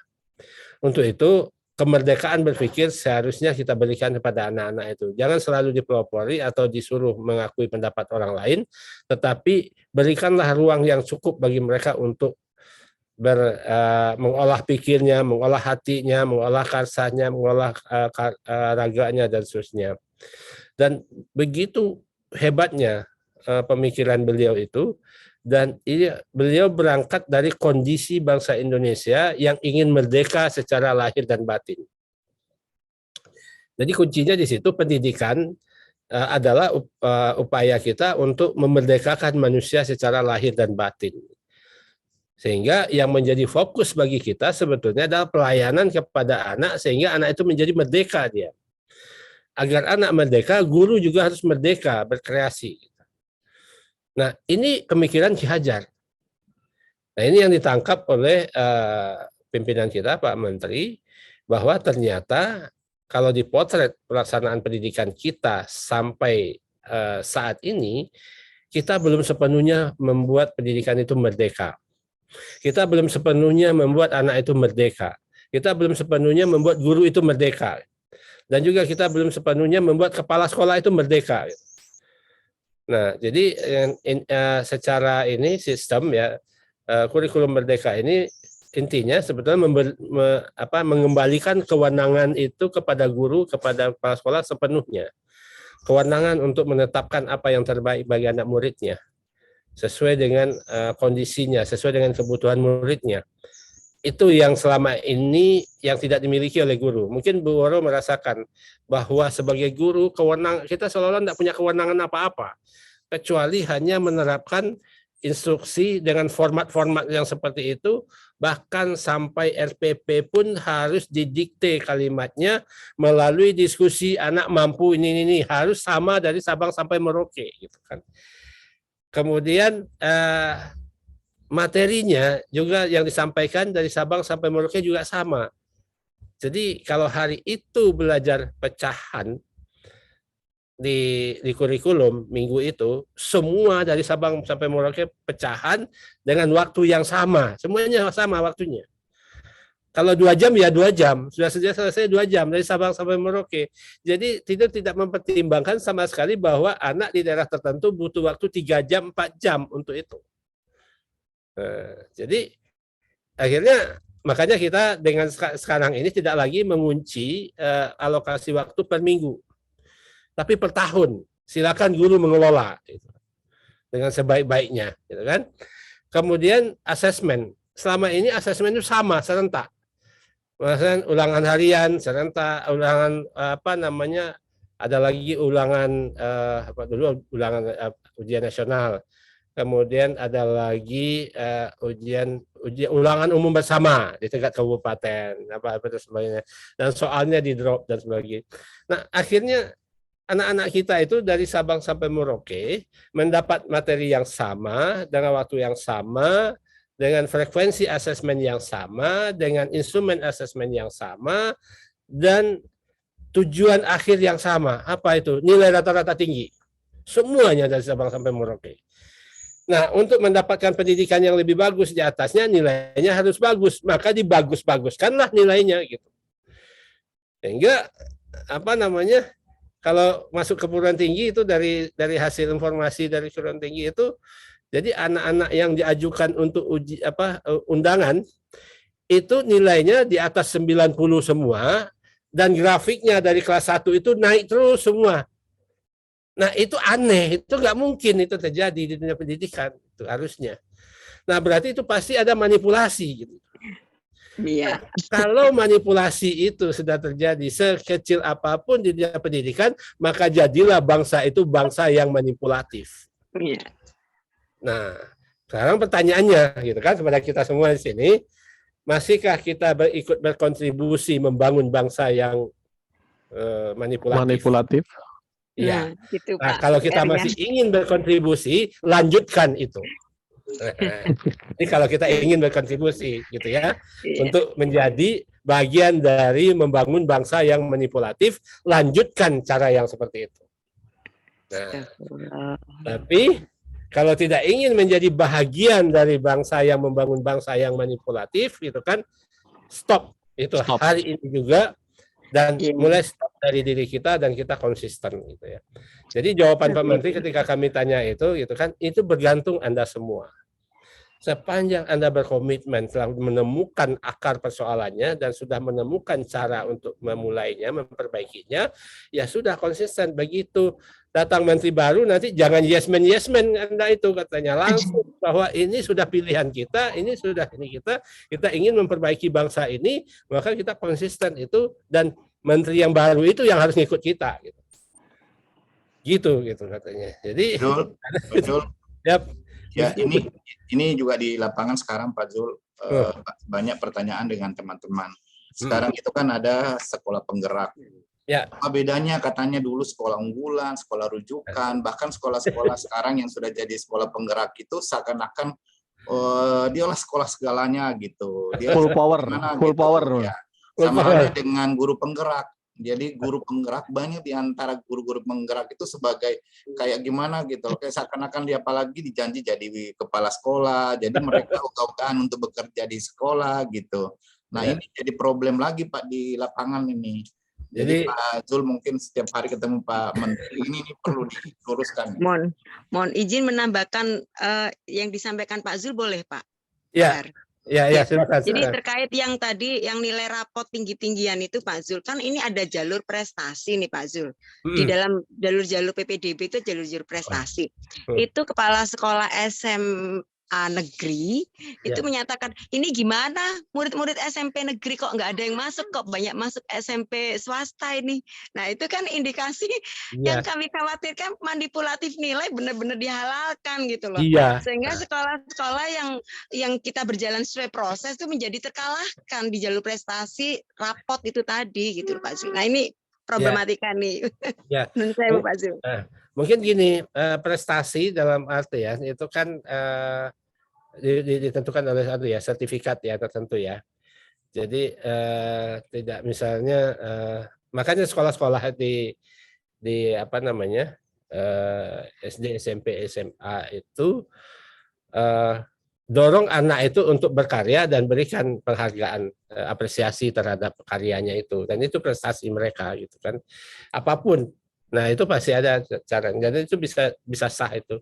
Misalnya anak yang kreatif membuat konten kreator misalnya yang berdampak positif ya, itu kan sebuah prestasi gitu ya, itu bisa diapresiasi gitu kan. Jadi artinya ya bukan kita hanya kognitif, bukan hanya kognitif melalui nilai rapot gitu Pak Jul ya. Iya, bukan itu. Jadi banyak hal, banyak cara yang kita berikan sehingga sertifikat itu berharga bagi anak itu gitu kan. Itu Bu. Jadi itu memang perlu kita lakukan ini. Nah, kemudian pertanyaan Pak Bahar tadi, ya betul. Jadi idenya sekolah penggerak itu guru itu dijadikan guru penggerak. Dia bisa menggerakkan dirinya. Iya. Menggerakkan dirinya dulu. Melakukan sesuatu yang terbaik. Kemudian menggerakkan teman sejawatnya. Menjadi inspirasi teman sejawatnya. Lalu bersama-sama teman sejawatnya membangun kolaborasi di sekolah itu, membangun kolaborasi, gitu kan? Nah, kemudian atas inspirasi yang dibangun di sekolah itu, dia menggerakkan teman-teman sejawatnya di sekitarnya, gitu. Menggerakkan. Jadi menggerakkan, mendorong gitu. Jadi dia bukan seperti sekolah rujukan zaman dulu, bukan sekolah ini bahwa itu menjadi sekolah yang bukan. Jadi dia yang menjadi motor penggerak gitu di situ untuk berubah, gitu. Untuk mengubah. Berarti pertama dia harus mengubah dirinya dulu. Kemudian teman-teman sejawat di sekolahnya, di sekitarnya. Nah, lalu kalau sebagai penggerak kan dia tidak harus melatih kemana-mana sebetulnya, dia akan menjadi menjadi sumber resonansi gitu ya, menjadi sumber resonansi yang menginspirasi orang untuk bergerak. Ya sudah bergerak ini. Nah, kalau misalnya kita di sini, saya sudah bergerak nih, sudah berubah, sudah hijrah hati. Nah, bersama-sama Pak Bahar dan teman-teman yang ada di sini sudah masing-masingnya sudah bergerak. Nah, kemudian terinspirasi. Ya, kita kembali lagi ke sekolah kita, masing-masing sekolah itu sudah bergerak. Jadi itu sebetulnya. Jadi momentum bergerak itu seperti itu. Kenapa disebut penggerak? Kenapa bukan disebut sekolah unggulan? Kenapa tidak disebut sekolah rujukan? Kenapa tidak disebut sekolah inti, sekolah imbas? Enggak, gitu kan. Jadi bergerak ini sebetulnya kesadaran kita untuk melakukan perubahan dan menggerakkan hati kita, menggerakkan semua kekuatan kita, dan menggerakkan. Karena yang bisa menggerakkan kita itu hanya kita, tidak ada orang lain sebetulnya. Ya, orang lain itu bisa menjadi inspirasi, lalu kita yang bergerak gitu kan. Nah, jadi kalau semuanya sudah menjadi bergerak bersama, akhirnya muncullah gerakan bersama gitu kan. Itulah membangun itu gitu. Jadi mungkin itu yang perlu terus disuarakan, bahwa tugas utama dari guru penggerak ini adalah menggerakkan dirinya dulu untuk supaya hijrah. Kemudian bersama-sama teman sejawat di sekolah itu bergerak bersama, lalu kemudian di sekolah-sekolah tetangganya, nah bergerak bersama, gerakannya itu membenahi proses pembelajaran di sekolahnya. Jadi semuanya seperti itu. Akhirnya muncullah gerakan bersama di semua sekolah yang ada. Jadi kemarin itu juga Pak Menteri mengatakan seperti itu, bahwa berikanlah kepercayaan dan kewenangan kepada guru-guru itu, biarkan mereka itu bergerak, berkolektif, bersama-sama, berkolaborasi gitu ya. Sehingga ini muncul menjadi suatu gerakan bersama, kesadaran bersama, bergerak bersama, sadar bersama, bergerak bersama. Kemudian jadi tidak eksklusif sebetulnya. Nah, mungkin di berbagai daerah menjadi kelompok-kelompok eksklusif gitu ya. Jadi itu Pak. Jadi itu Pak Bar. Ya. Kalau janji jadi kepala sekolah tadi enggak ya Pak Jul ya? Ya, artinya kita berharap kepala sekolah yang memimpin itu justru dia yang memotori gerakannya gitu. tapi Pak Jul, banyak kan di lapangan dirinya saja nggak bisa dia gerakkan, apalagi menggerakkan. Hijrahatinya susah gitu. Jadi ada istilahnya itu, untuk mencapai itu kan memenuhi sertifikat gitu, dengan salah satu dan dikejar sertifikatnya gitu kan. Nah, kita di asosiasi ini dengan ada sertifikasi profesi dalam itu. Kita tidak tidak mengkondisikan orang untuk mengejar sertifikatnya. Ya, betul. Tapi kita mengkondisikan gimana orang itu memperbaiki dirinya sehingga dia perlu diakui gitu. Wajib diakui, berikan pengakuan bahwa dia adalah pendidik yang profesional gitu kan. Sehingga sertifikasi misalnya nanti sertifikasi kita ini bukan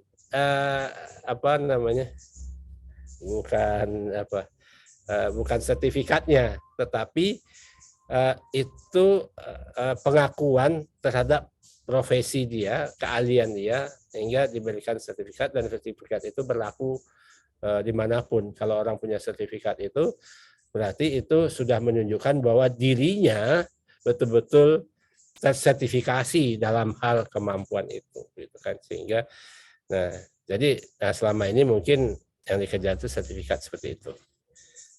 Itu Pak Bar. Ya Pak, makasih. Bu Elvi mungkin bisa nambahin, Bu Elvi. Terima kasih Pak Bahar. Ya, Bu. Jadi kalau saya melihatnya dari sisi perlindungan anak itu ada 4 hal.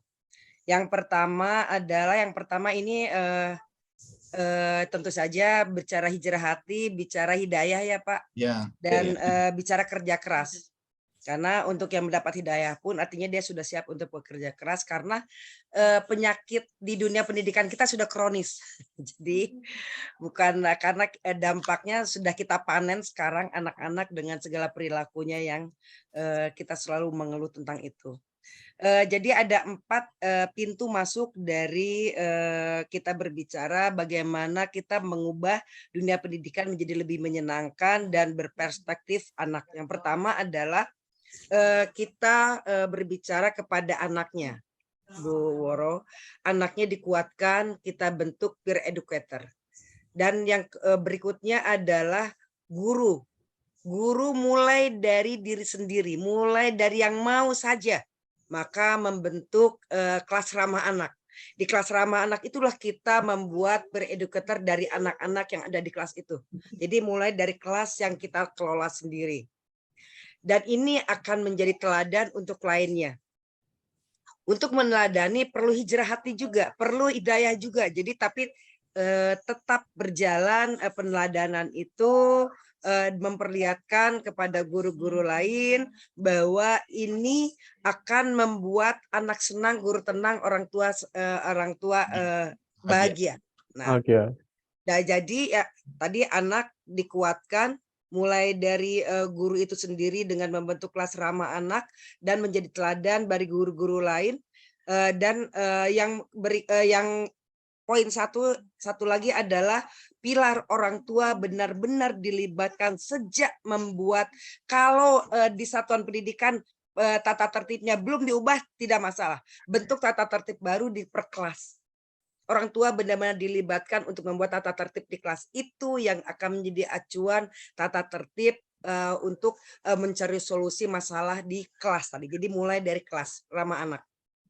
Yang kedua, ini yang di luar kemampuan dari guru, yaitu dari pemerintah daerah. Pemerintah daerah itu ada kabupaten kota.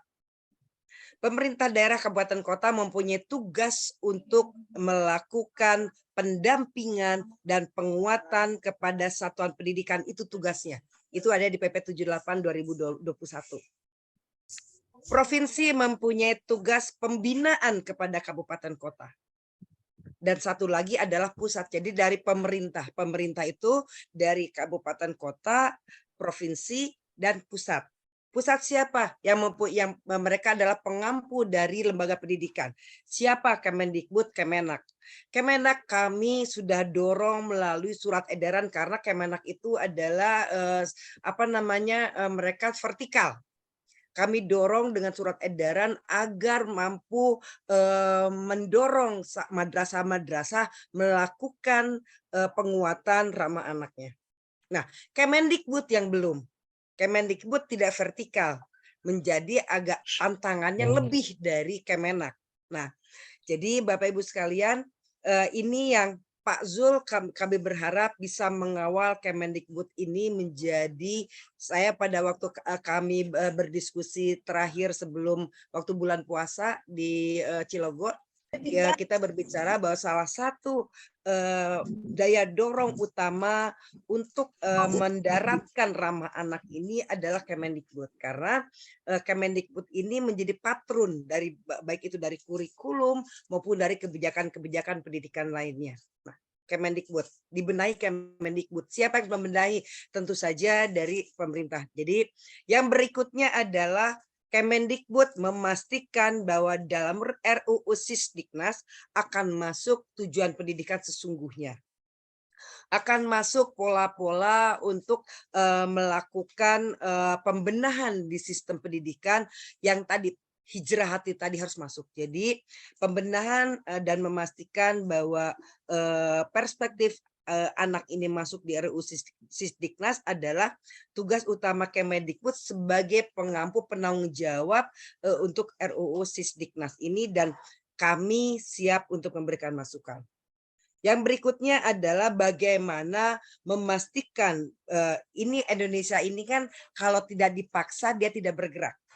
Jadi kalau perlu ada kebijakan dari Kemendikbud terkait dengan harus ada sertifikasi guru, tanda kutip sertifikasi apa, bukan sertifikasi yang sekarang, tetapi sertifikasi bagaimana proses pembelajaran ramah anak ini dilakukan dan standarisasi lembaga pendidikannya.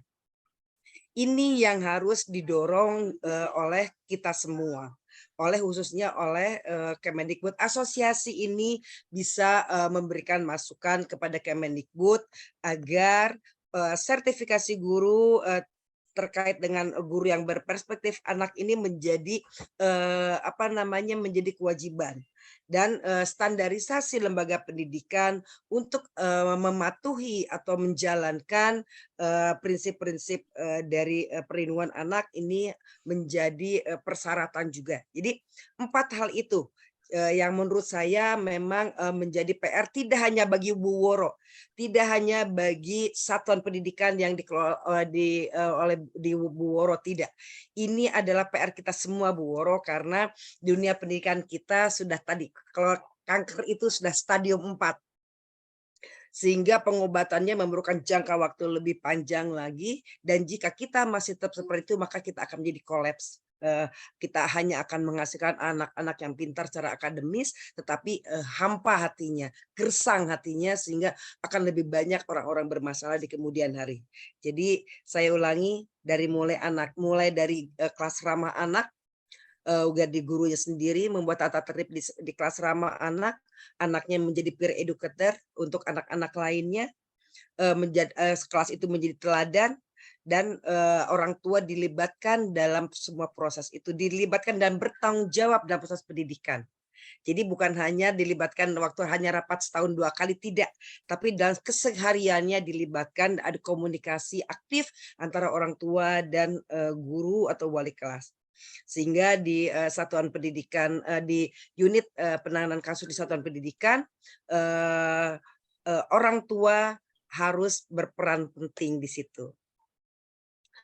Yang berikutnya adalah tadi bagaimana kita semua artinya dari sisi pemerintahan mendorong pemerintah kabupaten kota, provinsi dan pusat untuk bergerak untuk ke arah yang benar dan memperbaiki kebijakan-kebijakan dari tingkatan pusat dan juga perbaikan fundamental pada RUU Sisdiknas dan juga mendorong agar sertifikasi guru dan standarisasi lembaga pendidikan sebagai syarat.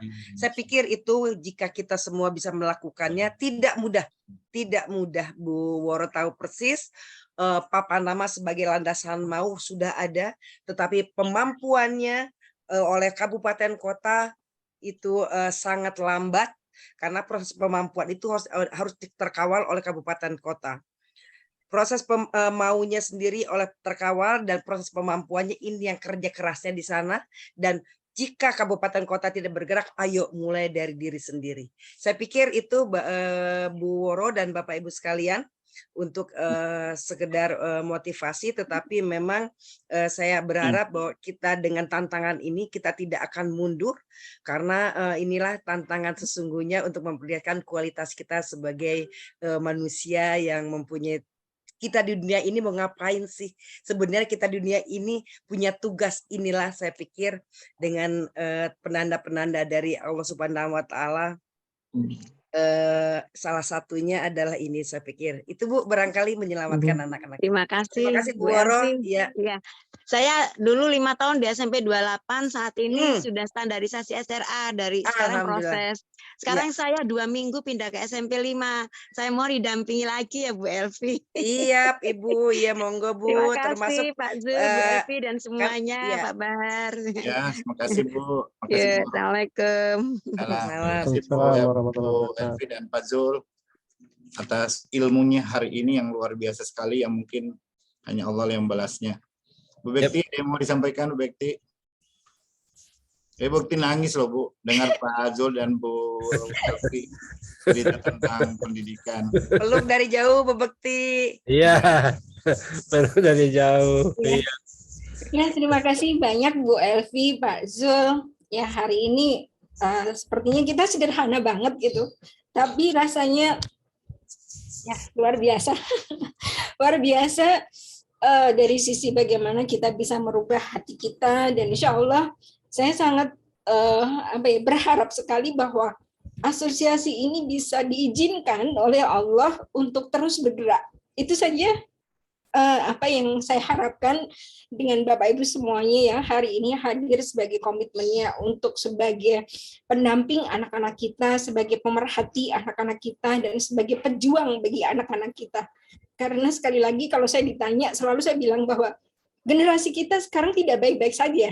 Jadi generasi kita saat ini itu sedang seperti yang Bu Elvi, Pak Zul sampaikan, Pak Bahar sampaikan, Pak Asari, bahwa kalau misalkan anak kita ibaratkan dianalogkan sebagai orang yang sakit gitu, memang sudah masuk di ICU dan butuh banyak dokter, butuh banyak profesor yang harus saling bergandengan tangan.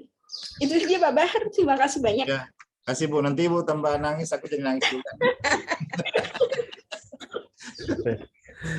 Iya, yang jelas kita harus hijrah hati ya Bu. Ya kita ajak teman-teman untuk bergerak dan menggerakkan agar semua guru bisa hijrah hati. Utamanya apa yang disampaikan Pak Zul dan Bu Elvi tadi dan semua pakar-pakar kita yang hadir di sini menjadi acuan buat kita semua untuk selalu bergerak. Ternyata guru itu tidak gampang, ya. Istilahnya tadi tadi Pak Zul, guru itu apa tadi Pak Zul? Butuh gelap. Butuh gelap, ya. Butuh terang. Ya, terang. Jadi penerang. Jadi guru memang harus jadi penerang. Penerang bagi siapa saja, bukan hanya anak-anak, tetapi dimanapun dia berada, tetap menjadi guru. Guru buat anak-anak, guru bagi orang tua, dan guru bagi masyarakat. Makanya kata orang digugu dan ditiru. Terima kasih sekali. Satu pantun buat kita semua hari ini. Mudah-mudahan di kesempatan lain bisa ketemu lagi dengan pakar ini, soalnya ini susah mengumpulkan pakar-pakar yang hari ini bersama kita. Bapak Ibu sekalian, ini aja kita curi-curi waktu beliau, mumpung masih di bulan suci Ramadan, insya Allah beliau ada waktu buat kita semua. Ini pantunnya. Bubur kentang dibuat Ibu Sunarmi. Cakep. Ya, rasa enak, seharum melati. Cakep. Ya, kita datang untuk silaturahmi. Semoga ilmu hari ini diterima sepenuh hati dan cepat hijrah hati. Amin ya rabbal alamin. Terima kasih Bapak Ibu sekalian. Terima kasih Pak Bahar. Terima kasih Sama-sama, semuanya. Pak. Pak Didik, sehat Pak Didik. Amin ya. Karena waktu juga yang harus memisahkan kita Bapak Ibu sekalian. Mudah-mudahan di kesempatan berikutnya Pak Zul, Bu Elvi. Siap. Ada Pak Danang juga Ya. nih. Aduh. Ada Pak Danang ya. Ada Pak Danang. Ada Pak Didi. Pak Danang ya. Pak Didi, Pak Ada Pak Danang. Didi, Pak Danang. Danang Margono. Bu, teman-teman Pak yang Saiful, Bu Wono, dan Ibu semua. sehat semua. Semangat. Kamu. Berapapun Pak kita. Danang, apa kabar? Pak Aduh, Danang, Pak bener-bener. Danang. Iya.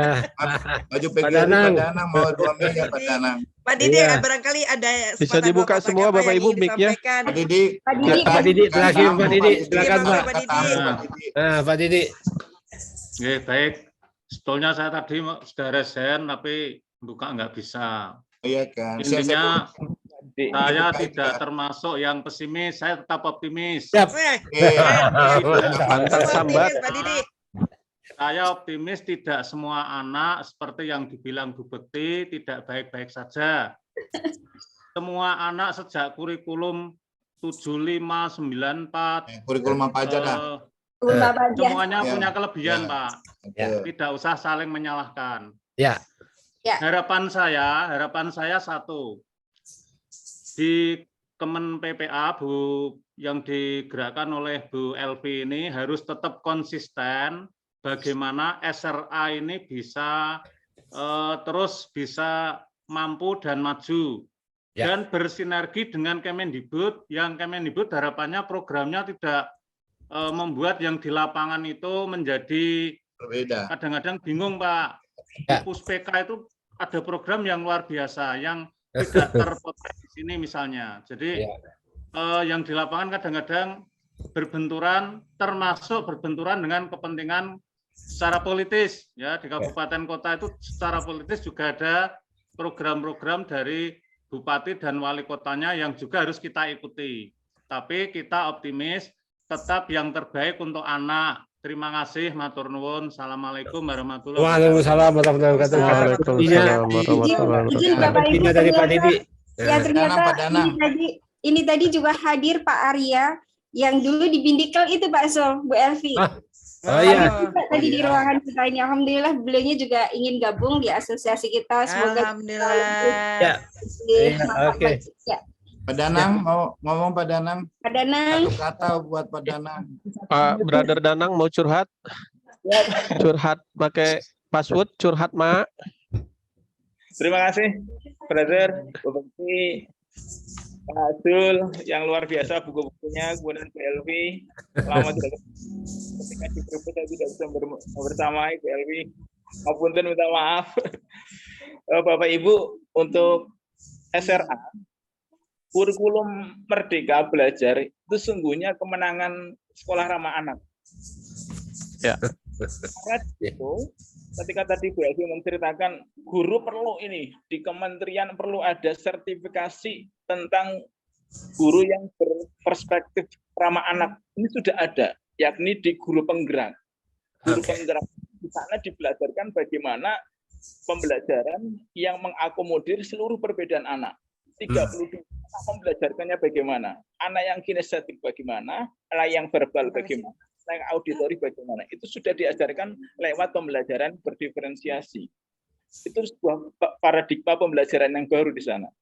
Ini karena saya guru penggerak Pak Zul, sehingga saya harus Siap bergerak, iya Pak Dadang, luar biasa. Sekolah ramah anak dalam guru penggerak muncul sekali bahwa disiplin positif yang ada di sekolah ramah anak itu sudah sangat banyak banget materinya di guru penggerak. Ya. Ya, ya. Alhamdulillah. Dan itu selalu diingatkan oleh Pak Menteri, disiplin positif. Ya, disiplin Dan itu menjadi poin terpenting di dalam pelatihan guru penggerak. Optimis, Pak. Siap. Optimis. Mantap. Sudah sinergi dengan Kementerian PPA untuk menuju anak yang unik, cerdas, yang berprestasi dan bermartabat tentunya. Saya optimis. Amin. Amin, alhamdulillah. Insya Allah sudah sinergi dengan kementerian yang lainnya. Hidup sekolah ramah anak. Mantap. Amin. Hidup guru penggerak. Hidup PGRI. Hidup PGRI. Jadi hidup semuanya. Harus hidup semuanya. Oke, optimis kita semua ya, Bapak Ibu. Bapak Ibu. Hidup Korpri. Alhamdulillah. Ya, itu karena pesannya dari Ki Hajar Dewantara, Bapak Ibu, bahwa kita memang harus mulai dari olah karsa, olah hati, olah rasa, dan olah pikir. Jika kita semua dasari dari itu, insya Allah semua berjalan dengan baik. Amin. Ya, apapun itu. Amin. Ya. Jadi itu semua hanya istilah-istilah. Ketika guru berada di satu naungan yang sama, insya Allah juga akan berjalan dengan baik. Insya Allah pemerintah akan memberikan arah yang terbaik buat kita semua, apapun programnya. Amin ya Rabbal Alamin. Yang itu semua ke jalan yang baik, semua berdasar kepada hak anak, insya Allah akan berjalan dengan baik. Karena katanya tidak jadi pendidikan itu kalau tidak ada anak atau tidak ada murid. Guru tanpa murid tidak bisa jadi sebuah pendidikan. Ya. Itu Pak Sari, terima kasih banyak Bapak Ibu sekalian. Ilmunya hari ini mudah-mudahan dapat pahala yang luar biasa dari Allah Subhanahu Wa Taala. Amin. Hanya berdoa semoga para pakar kita ini selalu dalam keadaan sehat walafiat, kemudian dalam lindungan Allah Subhanahu Wa Taala. Mudah-mudahan silaturahmi kita hari ini menjadikan kita jadi tetap istiqomah. Amin. Terima kasih sekali lagi. Kurang lebihnya mohon maaf. Mudah-mudahan ada waktu yang luang lagi kita bisa jumpa di tempat yang berbeda. Mohon maaf kemarin nggak bisa hadir Bu Bekti di mana? Di tempat dia Cirebon. Iya. Pak Bahar Ya, lagi. insya Allah kita susun kembali acara selanjutnya di tempat yang lain. Siap. Terima kasih. Assalamualaikum warahmatullahi wabarakatuh. Waalaikumsalam warahmatullahi wabarakatuh. Terima kasih semuanya. Baik, Bapak Ibu semuanya, terima kasih Pak Bahar sudah memandu kegiatan ini dengan luar biasa. Terima kasih kepada para narasumber, Pak Zul, Pak Bu Elvi, Pak Ahmad Supriyatna, Bu Ketua, Bu Bekti, lalu teman-teman semua yang sudah mengikuti kegiatan hari ini. Mudah-mudahan apa yang disampaikan Ibu Ketua tadi bahwa ada usulan kegiatan ini akan kita laksanakan secara rutin, baik setengah bulan atau 1 bulan sekali, bisa kita akomodir dengan tema-tema yang lain yang tentu semuanya untuk kepentingan terbaik bagi anak-anak Indonesia. Baik Bapak dan Ibu, marilah kita tutup acara kita dengan sama-sama membaca lafal hamdalah. Alhamdulillahirabbil alamin. Terima kasih semuanya. Pak Bahar. Bersama nggak ada. Ada, silakan. Foto bersama dulu. Ya, foto bersama. Ya, silakan. Foto bersama. Di remove dulu Pak Asari. Di remove Siap semua. Bu. Ya. Siap Bu. Kita dengan Pak Bahar ketemu bulan puasa di Balikpapan. Alhamdulillah. Makan kepiting luar biasa sambil diskusi. Saya ketemu Pak Jul, juga bulan puasa Pak Jul. Iya ya. Ke Kaltara Pak Bahar nih. Iya Pak Jul. Kita Apaan ke Kaltara? kita sahur bersama Pak Jul. Ya, betul. Nanti Pak Zul, saya yang belum pernah ketemu langsung dengan Pak Zul. Silakan Bu Bekti untuk sama Bu Elvi juga. mengkamera. Ya, siap. Pak Didi, silakan untuk mengkamera Pak Didi. Silakan langsung ya Bu Ketum. Silakan dibuka kameranya semuanya Bapak Ibu, mohon izin. Ini untuk yang di layar 1, kita hitung ya. Tolong senyumnya ditampilkan. Senyum bahagia. Terima kasih Pring Sewu, Bu Siti Khadijah. Ya, sama-sama. Bu mau kemana jalan-jalan dan diajak Pak Sari? Jangan malu jadi orang Lampung, Bu. Tetap bangga jadi orang Lampung. Saya bangga jadi orang Lampung. Baik, terima kasih sudah Pak Sari. Makasih semuanya. Terima kasih semuanya. Tetap bangga jadi orang Lampung, tetap bangga jadi orang Indonesia. Amin. Baik. Terima kasih Bapak dan Ibu semuanya. Kita akan akhiri, mudah-mudahan kita bisa bertemu lagi di lain kesempatan dan tentu informasi akan kami sampaikan jika kami akan berkegiatan dengan Bapak dan Ibu semuanya. Assalamualaikum warahmatullahi wabarakatuh. Waalaikumsalam warahmatullahi wabarakatuh. Sehat selalu. Ya.